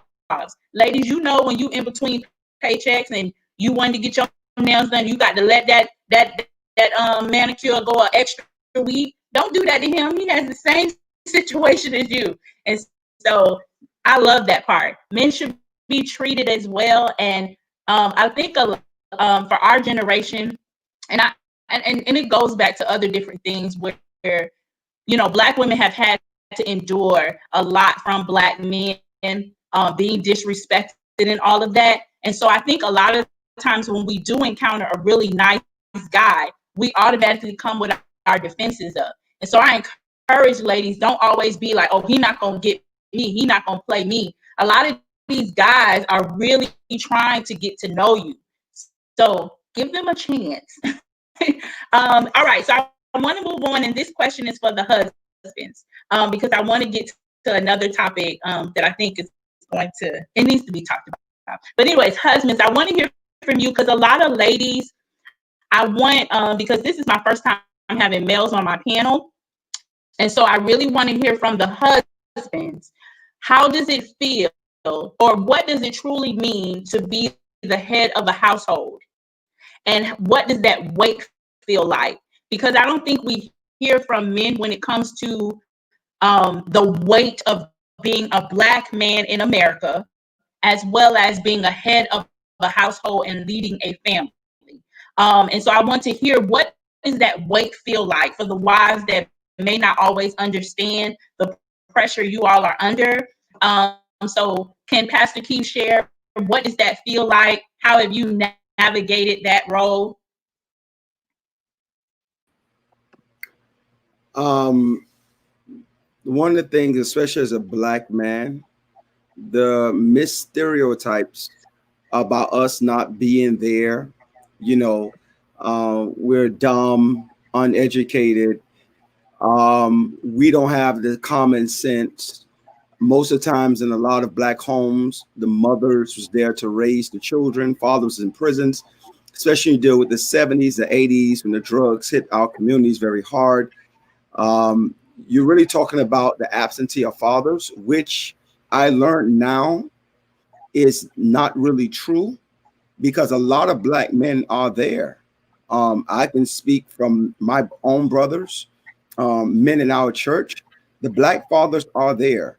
And to have this weight to be the head, the wives have to understand the responsibility lays on our head when things go wrong. You know, spiritually, when things go wrong, it's laid upon our heads. Sometimes we can't rest. We don't know how to communicate it.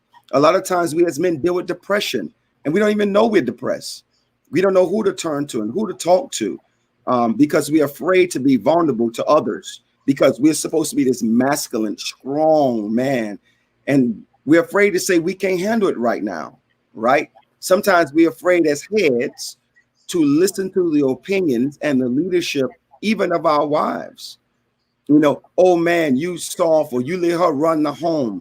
You know how many times people try to manipulate in ministry to insinuate my wife runs the church, and then it can cause confusion in our house? No, I said, understand the strength of my wife. Majority of what we do in ministry now, the administrative part, the things that you see, that you come here with, it's because God bless her mind. Yes, I'm preaching, but that administrative, that runner, and she teach too.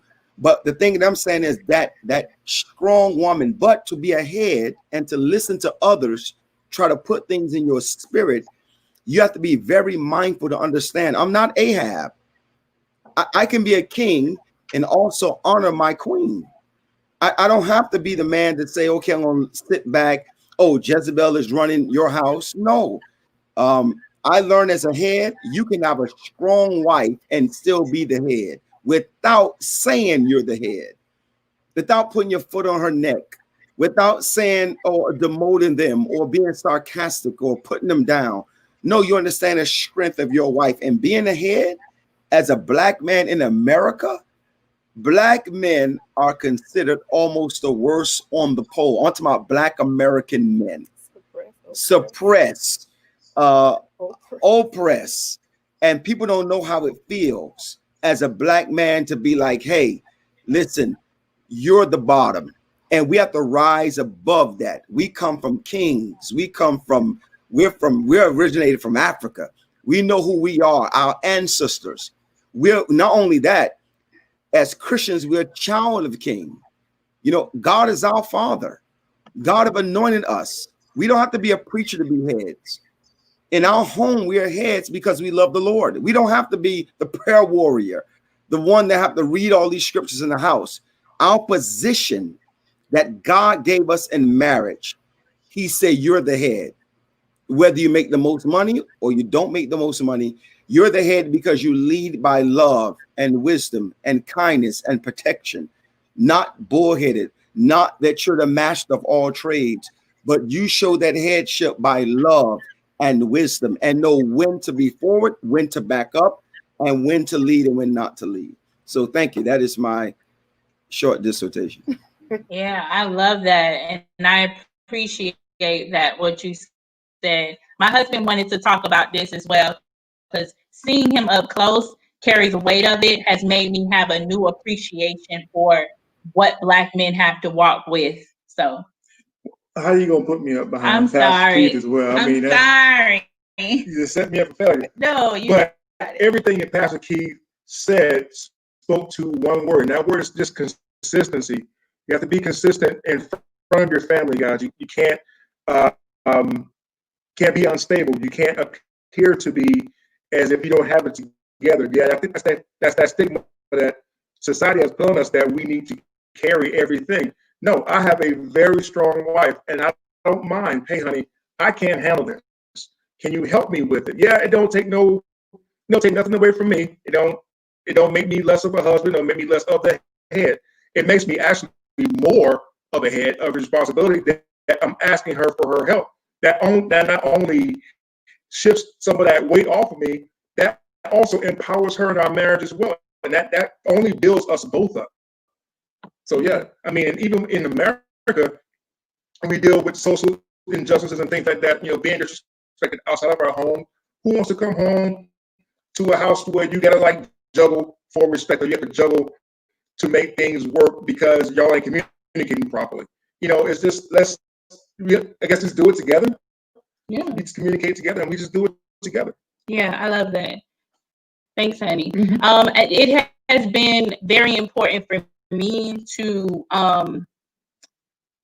make sure that, because I am alpha personality, to also make sure that I am coming up under him. And so I want to hear from the other men, but the wives, I want to talk about submission. So Mr. Dario, what has the weight been of being the head of the household? I got to go back to the scripture, because it says that it is not good for man to be alone. Mm-hmm. And the reason that that scripture says that is because God never designed the man to do everything by himself. That's good. From the beginning, he designed it where he would have help in every area. When he said, let them have dominion over the earth. We wasn't designed to have dominion by ourselves. So that's why when the weight is on us, but if we do what the Bible tells us to do and have our wives with us, helping us make those decisions, then it becomes doable. It becomes easy, or at least easier. Mm-hmm. But a lot of time men try to handle the weight by themselves. That's why we fail. Mm-hmm. We fail in many ways because we end up, statistically, we already know that men have more heart attacks than women, and we die earlier. Well, the reason that we die at a younger age, at least 5 to 7 years before the women do, is because we're trying to handle all the stress alone.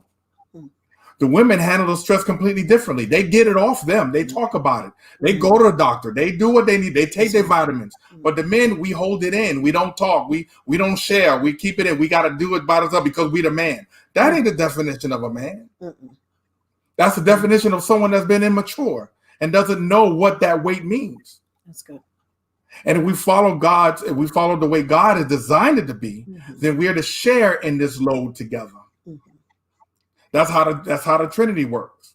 They work together as one unit. And our marriage is supposed to be a picture of that Trinity, of the gospel. Our marriage is supposed to be a picture of the gospel. And anytime we are not that picture of what we're supposed to be, then we begin to lose out. And everything becomes stressful. Everything becomes hard. So as the man, it gets to be, sometimes it can be difficult, but with God's help, with my wife's help, she makes it a lot easier on us. Yeah, absolutely. I love that.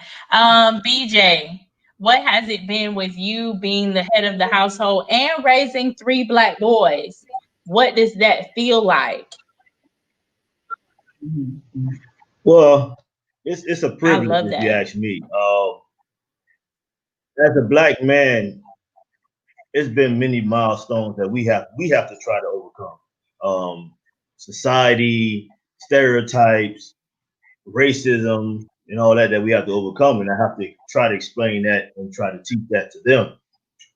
As far as being the head of the household, it's easy when I have my helpmate. God knew He blessed me with the right person that helped me through all these things. And like you said, Pastor Moore, Johnny, and everybody had the same exact things that were going through my head. And it is a lot of pressure.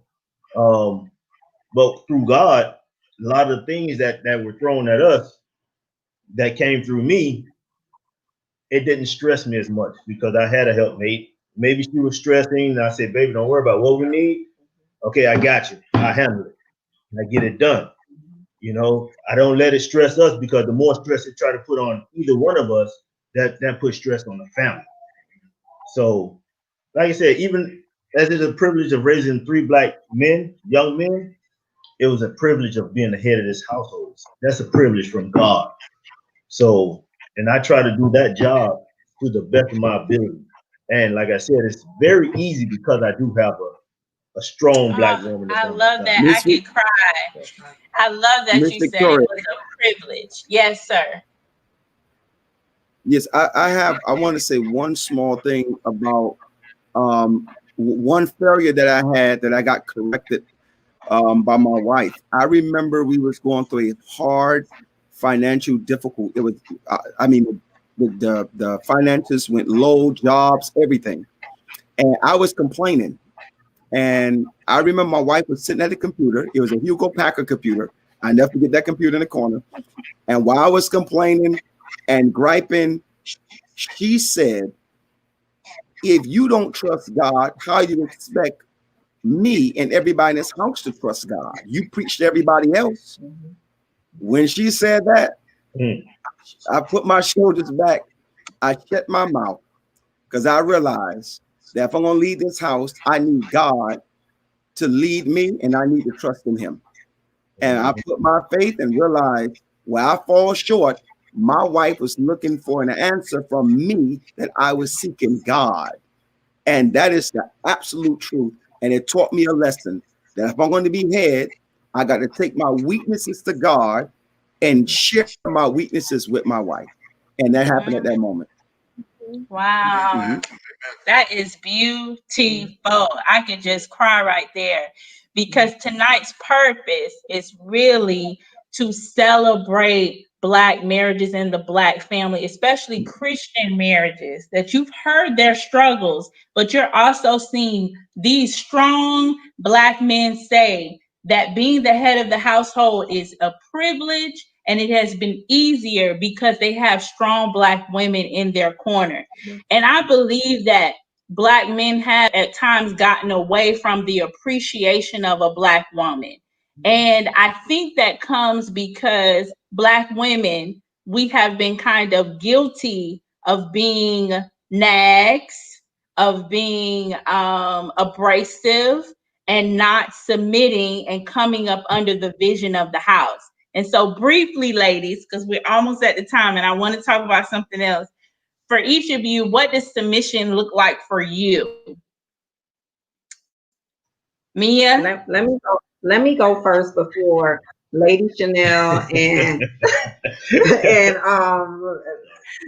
Miss Palmer come on and say they never struggle with submission, because then I'm gonna look bad. Okay, so let me go first. Okay, Go ahead. so I wasn't raised to be submissive.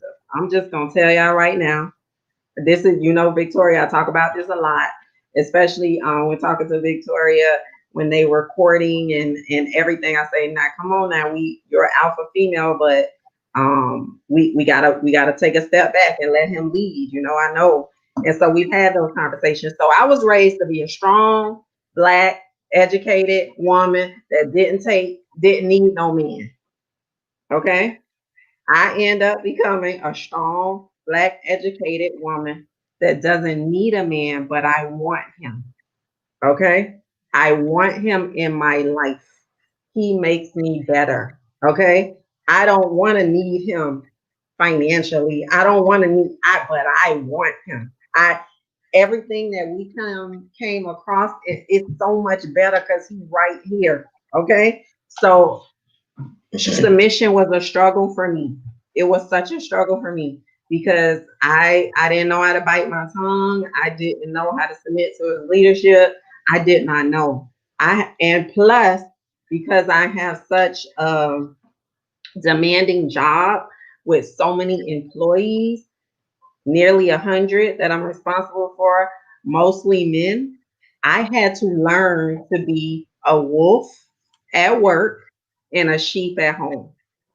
And I literally had to learn how to turn off the wolf that needs to keep order with so many people and become a sheep. And one day I got in the house and I had been so frustrated that day. It was so much going on at work. I was and being an accountant, when the company is doing well, they salute you, but when it's doing bad, they on you.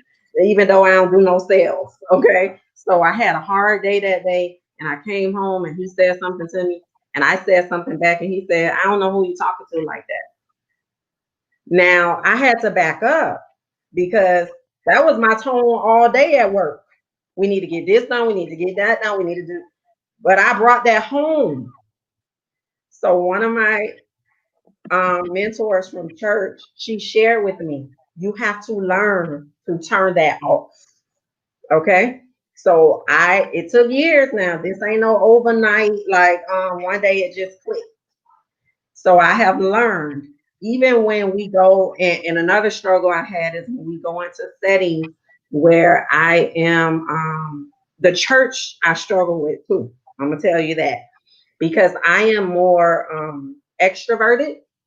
I had to learn that in the church setting, they want to see him.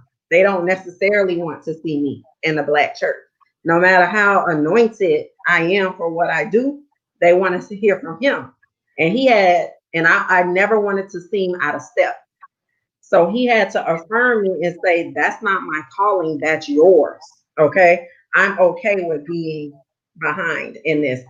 Like Pastor Keith said, his wife has the spirit of the anointing of administration. She is bringing great ideas and getting things together. And that is good. Okay. He receives that what she is. But I have learned, and it has been, and I tell people all the time, and I'm writing this book, and this is the first time that I'm going to say this publicly. It's called Alpha Female Beta Wife. And I am working on every day, making sure that I am an alpha female outside, but I'm a beta wife at home. So I'm submitting constantly to his leadership. And it's an honor to serve him. It's an honor to take care of him. Likewise. He makes me smile. So before they start saying they ain't never struggled with submission, I'm gonna tell you I struggle with it, and I'm better now. Yes. Okay. This a good day because he'll normally say mm-mm. I love it, Mia. Miss Dawn. Okay. Well, Miss Mia, I can't tell you that was always the case. That would not be a truthful statement. But I will tell you this, that submission and trust are neck and neck. You don't submit to something you don't trust. That's the bottom line. which is how we are able to submit to God, which is our first submission, right? And the wife and the husband. If we're submitted to God, it's because we trust him. I can trust that he's going to do this. I can trust what he has said. I can trust, so if I am trusting him, it's easy to submit. And I love how you said about you're the sheep at home. Well, what does a sheep do naturally? They follow. They don't rebel. They don't buck. We sometimes get lost, and they have to come, bring us back in. That's what a shepherd does. But they lovingly do that. So I'm honored, like you said, to submit. Those 14 years, it was more of Dawn trying to be in control. And I have to tell you, the reason why we sit now in these beautiful 7 years of appreciation is because we literally had to go back to the altar and this time walk away with the Lord. We left him there. Our marriage was okay for those 14 years, but now it is great these last 7 years because he's with us. He's with me when I'm cooking. He's with me when I'm cleaning. He's with me when I'm in the bed. He's everywhere I am. He's everywhere. And I can submit to him because I trust him as father. And I can submit easily to my husband because he follows the father. He's submitted to the father. So it's easy to submit to a man that's going somewhere. You going with the Lord? I'm going with you. So I can submit to that. Amen. So that was it. I love that. I love that. Submission is trusting. Amen. And that was key for me. Lady Chanel. Yeah, it's frozen, I think. We hear you. Can you hear There me? you go. Okay. Yes. Okay. All right. Well, Mia, you set me up, Mia, because that was bomb. Okay. First of all, I'm so glad that you have transitions because, as a matter of fact, I still struggle. Okay, with submission. Now, here's the thing. The thing is that we're both very passionate people. We're both very assertive. We're both, it's not like one of us is passive and the other is, one of us is introverted and one is extrovert. No, we're both extroverted. We're both assertive. We're both very passionate. And so I think that a lot of times we clash because we both have good intentions to reach a point of excellence. And sometimes we can't agree right away on how to get there. Right. And so a lot of times me not submitting is not because I don't respect him, or I should say submitting right away. It's not because I don't respect him or his position as a man or as a husband, but it's just because I think I'm right most of the time. Right. And he thinks he's right most of the time. And so is that. But at the end of the day, I understand that submission is submergent under the mission. Right. And so one thing that we do agree on coming out of the gate is the mission that we're on. And I understand his responsibility and I understand what God has charged him with. So at the end of the day, I'm submerged and I'm created to help his mission. And so I submerge myself under the mission that God has given him. And I'm signed up. I'm one with that mission. And so at the end of the day, whether we disagree with how to get there or not, I'll have to back and I respect what he says. Finally, a lot of times he respects what I say. So it's give and take. And the Bible says, submit ye to one another. So there's times where we both would surrender or submit to one another in terms of what to do. But at the end of the day, I'll say, all right, babe, if that's what you say, that's what we're going to go with. But I don't just give in easily now. Our kids are like this. Everyone in our household has a very strong leadership character. We all have strong personalities. Someone asked if we had to brand our family or give us a symbol. I told them it'll be thunder and lightning. Because when thunder come, boom, lightning come right behind it. You know what I mean? So it's a very energetic place, a very passionate relationship in everything that we do. But at the end of the day, I recognize his headship, and I do go ahead and go with it if he's determined. But I do like to get my way. So you got it, Mia. I'll be reading that book. Yeah, I can't wait to read Mia's book as well. And same thing, Chanel, being a leader is very hard. to turn that off, because you see things 10 years down the line. And one thing that excuse me, one thing that we talk about is, again, what is our goal? What is our mission? What are we working towards? And then I say, okay, I am strong in this area. Can you allow me to kind of do more research on this and bring it back? And then so that you can make a decision about it, because that's my strong suit. I'm going to research it to the end. Like, it's going to be nothing left.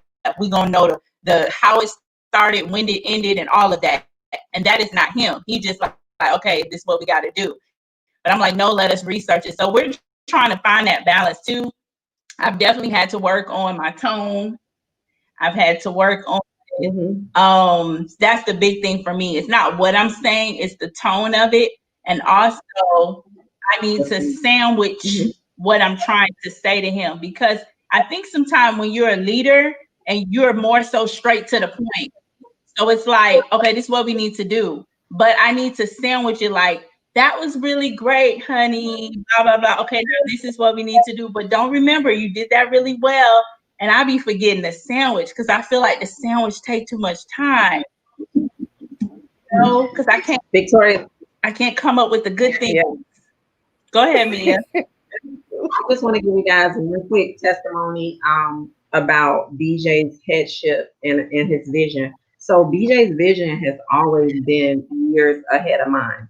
Okay, even though I'm more vocal, he will come up with something and he would say, I want to do this. And I'd be like, we're too young to do that. Like, what are you talking about? He's like, no, we need to figure it out. So at 22 years old, we purchased our first home. We didn't have any help from anyone else, but it was because of his vision. My mother wasn't a homeowner, my aunt, nobody. Okay, but his vision was bigger than mine. And I remember when he coming to me and saying, I want to go have a meeting with a realtor. And I was like, boy, we are 20-something years old. You don't buy houses yet. You know, we don't wait till we 30-something to buy a house. But he was like, no, I want a home for my son. So we purchased our first house at 22. And his vision has always been bigger than mine. But I have learned to submit to his vision and get to my research. Like you, I don't say no. I say, because everything he says, he comes to pass. Like, God has said, okay, y'all gonna do this. I mean, like, that's way out there. But let me do my research, you know, because what he said, when he say he wants something for his family, it happens. So now he's talking something else that's way out there, and I don't see it, but I'm doing my research. So I said all that to say, you know, even though I'm a strong woman, I submit to his vision, and I say, Lord, I know you give him things that you don't give me. So let me just go ahead and do this research, and let's get moving. Wow, that's good. I appreciate that. So time is, I want to ask, because I don't want to assume that y'all are okay. Are y'all okay with time? 10 more minutes? We're good? Thumbs up? 10 more minutes? Okay. Okay, I want to do this because I know everyone said, oh, I know y'all better talk about this. So we must talk about it. So a couple of months ago, Will Smith and Jada Pinkett sat at the red table, and they shared with the world that they had separated, and Jada admitted that she got involved in an entanglement. And they both sat at this red table and declared to the world, bad marriages for life. What parameters have you all set to make sure that no one finds you all in an entanglement? What parameters, as married people in this social media world, have you all set very quickly? Because this leads me to my next conversation, my next question about pop culture. What parameters have you all set to make sure that your marriage does not have any entanglements? I'm gonna jump in first. Yeah, go ahead. First. what I do and what we've done together is when we pray that our affections be only to one another, that we won't share any attention. So I pray that God guides our minds and covers our ear gates and our eye gates, that we're not taken away by the subtleties of the enemy. Because, you flipping through IG and then some cheeks come up, guys, or some tops, or ladies, maybe a chiseled chest or something like that comes up that grabs your attention, that takes your attention away from what you should be, paying attention to. So I always, anything I do, we cover with prayer. Just, we pray and we listen and we communicate well. And you also are John is very accountable. So if he's a musician, so he's around different people and different things all the time. And so whenever he goes to a gig and I cannot go, he sends me his map. On iPhone, you can share your location. He sends me his location. He goes, I made it. This is where I am. If you ever need me, this is where I will be. This is who I'm playing with. And that allows me to be at rest. He's never given me, since we've been together, married, I should say, since we've been together, any issues. However, him being accountable to me and I'm being accountable to him, make sure that we don't find ourselves in any type of entanglement. So what have you all done? And we are taking questions. With me, this is what I kind of do internally with myself. First of all, when me and my wife counsel, I never counsel alone. That's one thing that Jada messed up on when she was with this guy many times, trying to help him out, but without Will there. So that was that's counseling 101. You just don't do it because that leaves a door open for the enemy to come in each and every time. Amen. So I don't counsel the opposite sex, I should say, alone by myself. The second thing is, if I'm at work, my wife's not there, obviously. If I'm at work and there's someone that I think I feel a certain way of maybe attracted to, it's kind of cute or whatever is going on in my head, I always say this: if I can't, whatever I want to say to that person, if I can't say it in front of my wife, I can't say it at all. That's right. So, if somebody there, you feeling, the thing is, when you get married, you don't become blind. Right. You're not all of a sudden everybody's ugly now. And no, people still will look good or cute or whatever. That's right. Right. But you have to guard you got to guard your heart by guarding your eyes. Amen. You got to guard your ears. You got to guard your mind.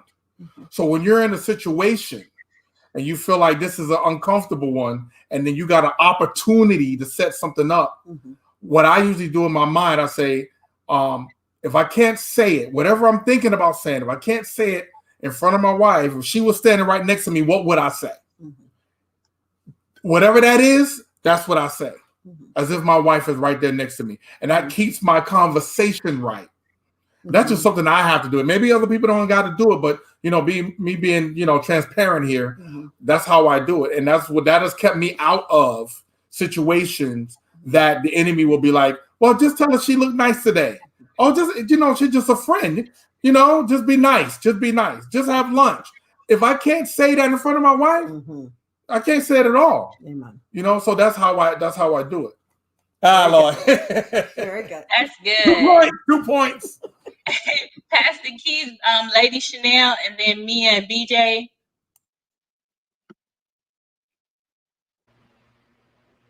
Yes. I want to talk to from not a different perspective, but from the same perspective.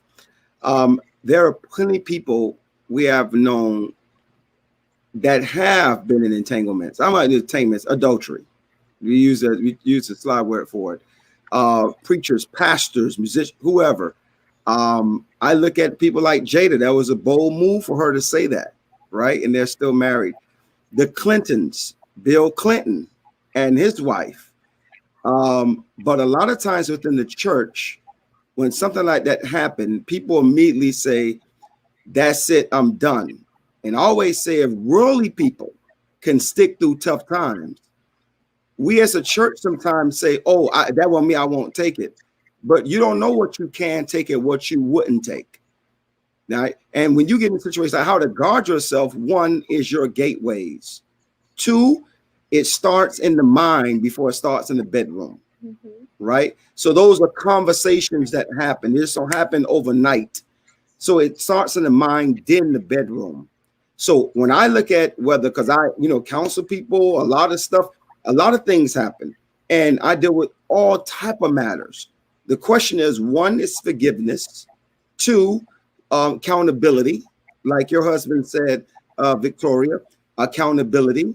Those things are important to make sure these things don't happen. And if they did happen, you have to make sure, how can you put in a situation, how can we put ourselves in a place where this don't happen again? And so this is very important for marriages. These are conversations that need to happen. Hey, how can these things not happen again? Because I know plethora of people that I know that from counseling, from knowing, from everything, and people have recovered and some have not recovered, and they couldn't, and it's their choice. But the most important thing is guarding your gateways, your conversations. Don't put yourself in bad predicaments. Can a man take fire upon his bosom and not be burned? No matter how much Holy Ghost you got, do not put yourself in situations, because you'll find yourself in situations where you got to repent and get that thing right before God. And another thing is to keep open communication with your spouse. Yes. You know what I mean? Like, you don't want to bleed emotionally on other people, because then you become vulnerable once you start crying on people's shoulder and sharing your feelings. It's good to express yourself and not let bitterness set in. You know what I mean? Like, along the way, express and communicate. Communicate along the way so you can make sure that all of your emotional needs and your physical needs are being met. We shouldn't deprive one another emotionally or physically. And you know what I mean? We want to make sure that we're guarding each other's heart, that we're guarding each other's bodies, in the sense that, hey, I'm here to meet your needs and you're here to meet my needs. And if you're full when you leave out of the house, you're not hungry for nothing else. You know what I mean? It's when a person is depleted emotionally or sexually or whatever. If we can make sure that, hey, I'm taking care of you, you're taking care of me, then guess what? When I walk out of the door, I'm full, I'm good to go.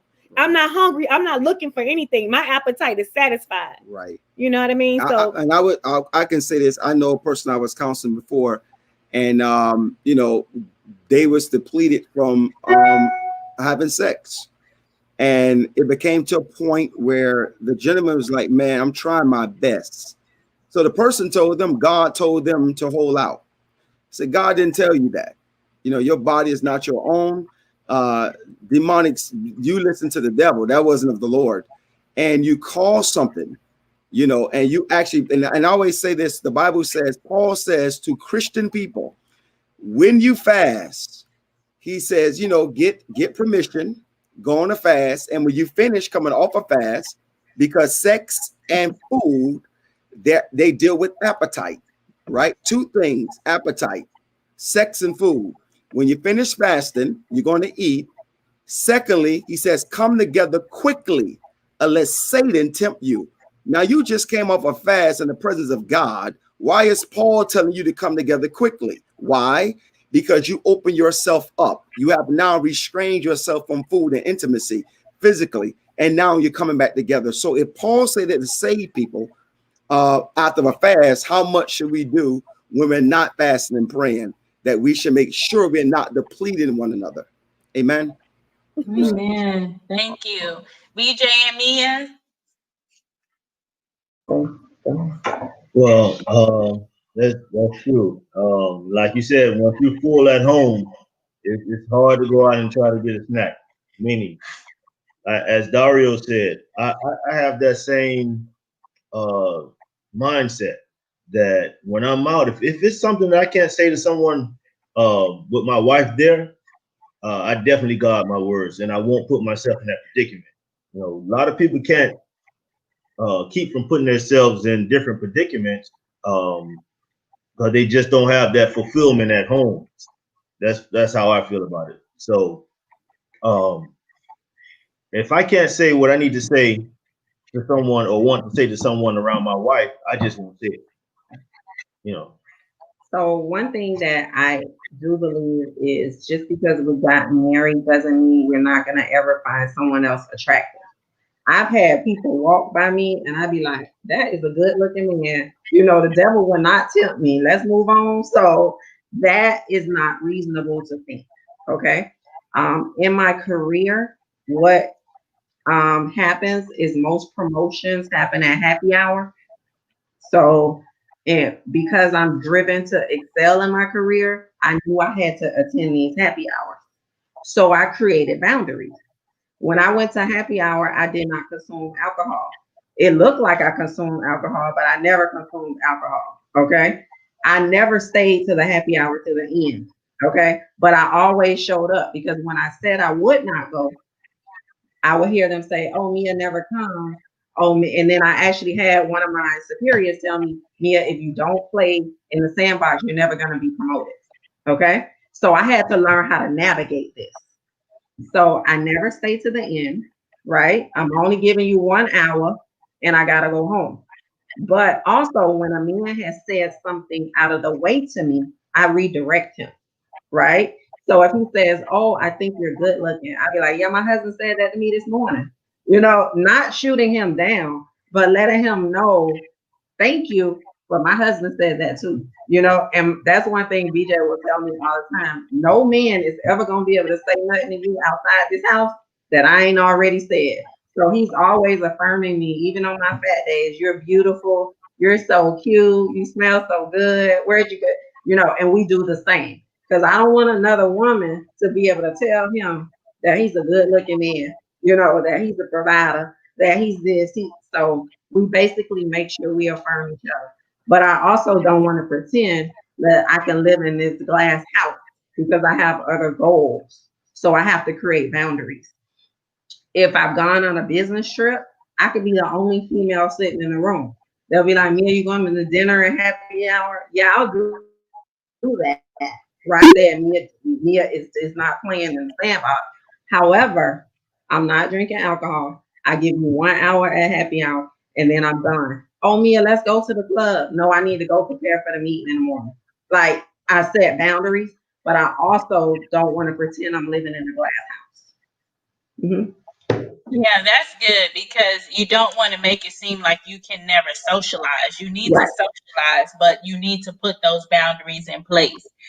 Yeah. This has been absolutely amazing. I don't want to go too much over time. I just want to say I truly, truly, truly, truly, truly thank you and appreciate you taking out the time to pour into so many people. We're already been viewed over 2,000 times. And so I just appreciate everyone on YouTube. I appreciate everyone on Facebook. If you are watching and you know that someone needs to watch this live, share this with them. Send it to them in their inbox. This isn't about me trying to make my name big, but really trying to get you all and our community the information that you need and to celebrate Black marriages. Right here on this panel, we're talking about close to 80 years of marriage experience right now that you have gotten tonight for absolutely free. And these gems and these teachings and all of this wisdom can save you literally from a divorce, can save you from 12 years of a rocky marriage if you apply these things that these men and women have given us tonight. And so I want to thank the Dailies. You can find them on their social media, but they also have a marriage and dating group. I don't know if y'all have it open to anyone, but they do put on events and all that stuff. If you really need it, find Mia Hopeful on Facebook. Talk to her. They are like our marriage mentors. They really help me and John navigate through our dating as well as our engagement and now our marriage. And so I know when I need a kick in the butt, I'm going to call Mia and she kind of gets me straight. And I appreciate BJ being a listening ear for John and just being that person that John can say, "Okay, I know what's up, dog? Y'all have that communication that men have. So I appreciate you all. To the Palmers, when I was trying to put this together, I had so many marriage couples that I could choose from. And so I was talking to my good friend Ava, and she said, I know exactly who you need to ask. You need to have Dario and Don Palmer on. And ever since meeting with them, they have literally been a friend to us. And I just so appreciate their willingness and their love. They're such genuine good people. And so I appreciate you all pouring, didn't hold anything back. Ms. Dawn, I so appreciated you sharing that intimacy piece with us, because so many women really struggle, and wives in that area, and I so appreciate that. Pastor, I'm calling you Pastor. We don't know what the future is going to bring. Pastor Dario, we appreciate that. And even with the financial piece, we're going to be calling you because we're working on some things as well. And so we appreciate that wisdom. To Pastor and Lady Moore, Ava also, well, I've been following you all. And like I told you all from the beginning, I just think you all are so fly, so authentic, so real. Y'all make pastoring in the 21st century just look amazing. I know it's not easy, but you all inspire John and I. You don't know what you all do when y'all go live. Y'all don't know your pictures, your Facebook posts, what it does for young Christian couples who are in ministry. Y'all are a blessing. So I really do appreciate you all and all that you all share and always keeping it real. Please make sure that you all connect with them. I would love to have you all back on because there's so much that we didn't get to. I always have like at least 50 questions and we never get to them. And so I would love to have you on back again. Everyone says that this was absolutely amazing. And so I really do appreciate you all. Next Monday, and thank you to my husband. This is not his thing. He is not a talker in front of people. And I so appreciate you taking this time out to share with me. I appreciate you. So next week, Monday, we are taking a break, and I want to use wisdom. And I know some people are going to say, oh, this is carnal. Nope, I am being wise. Next week, Monday, Brandy and Monica are having a versus battle. Okay. And I know my people, y'all ain't coming in here about nothing I got to say. So we're going to do it for the culture, and we're going to suspend next week, Monday, and we're going to root for Team Brandy. Team Brandy. We're going to root for Team Brandy. And for those of you that love Team Monica, I appreciate her as well for the good music that she's brought to our lives. But I want everybody to go and support those beautiful Black women and the music that they have brought into our community.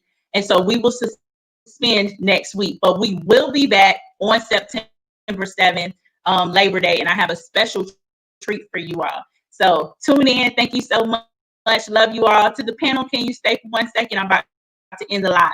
All right, you guys, we love you.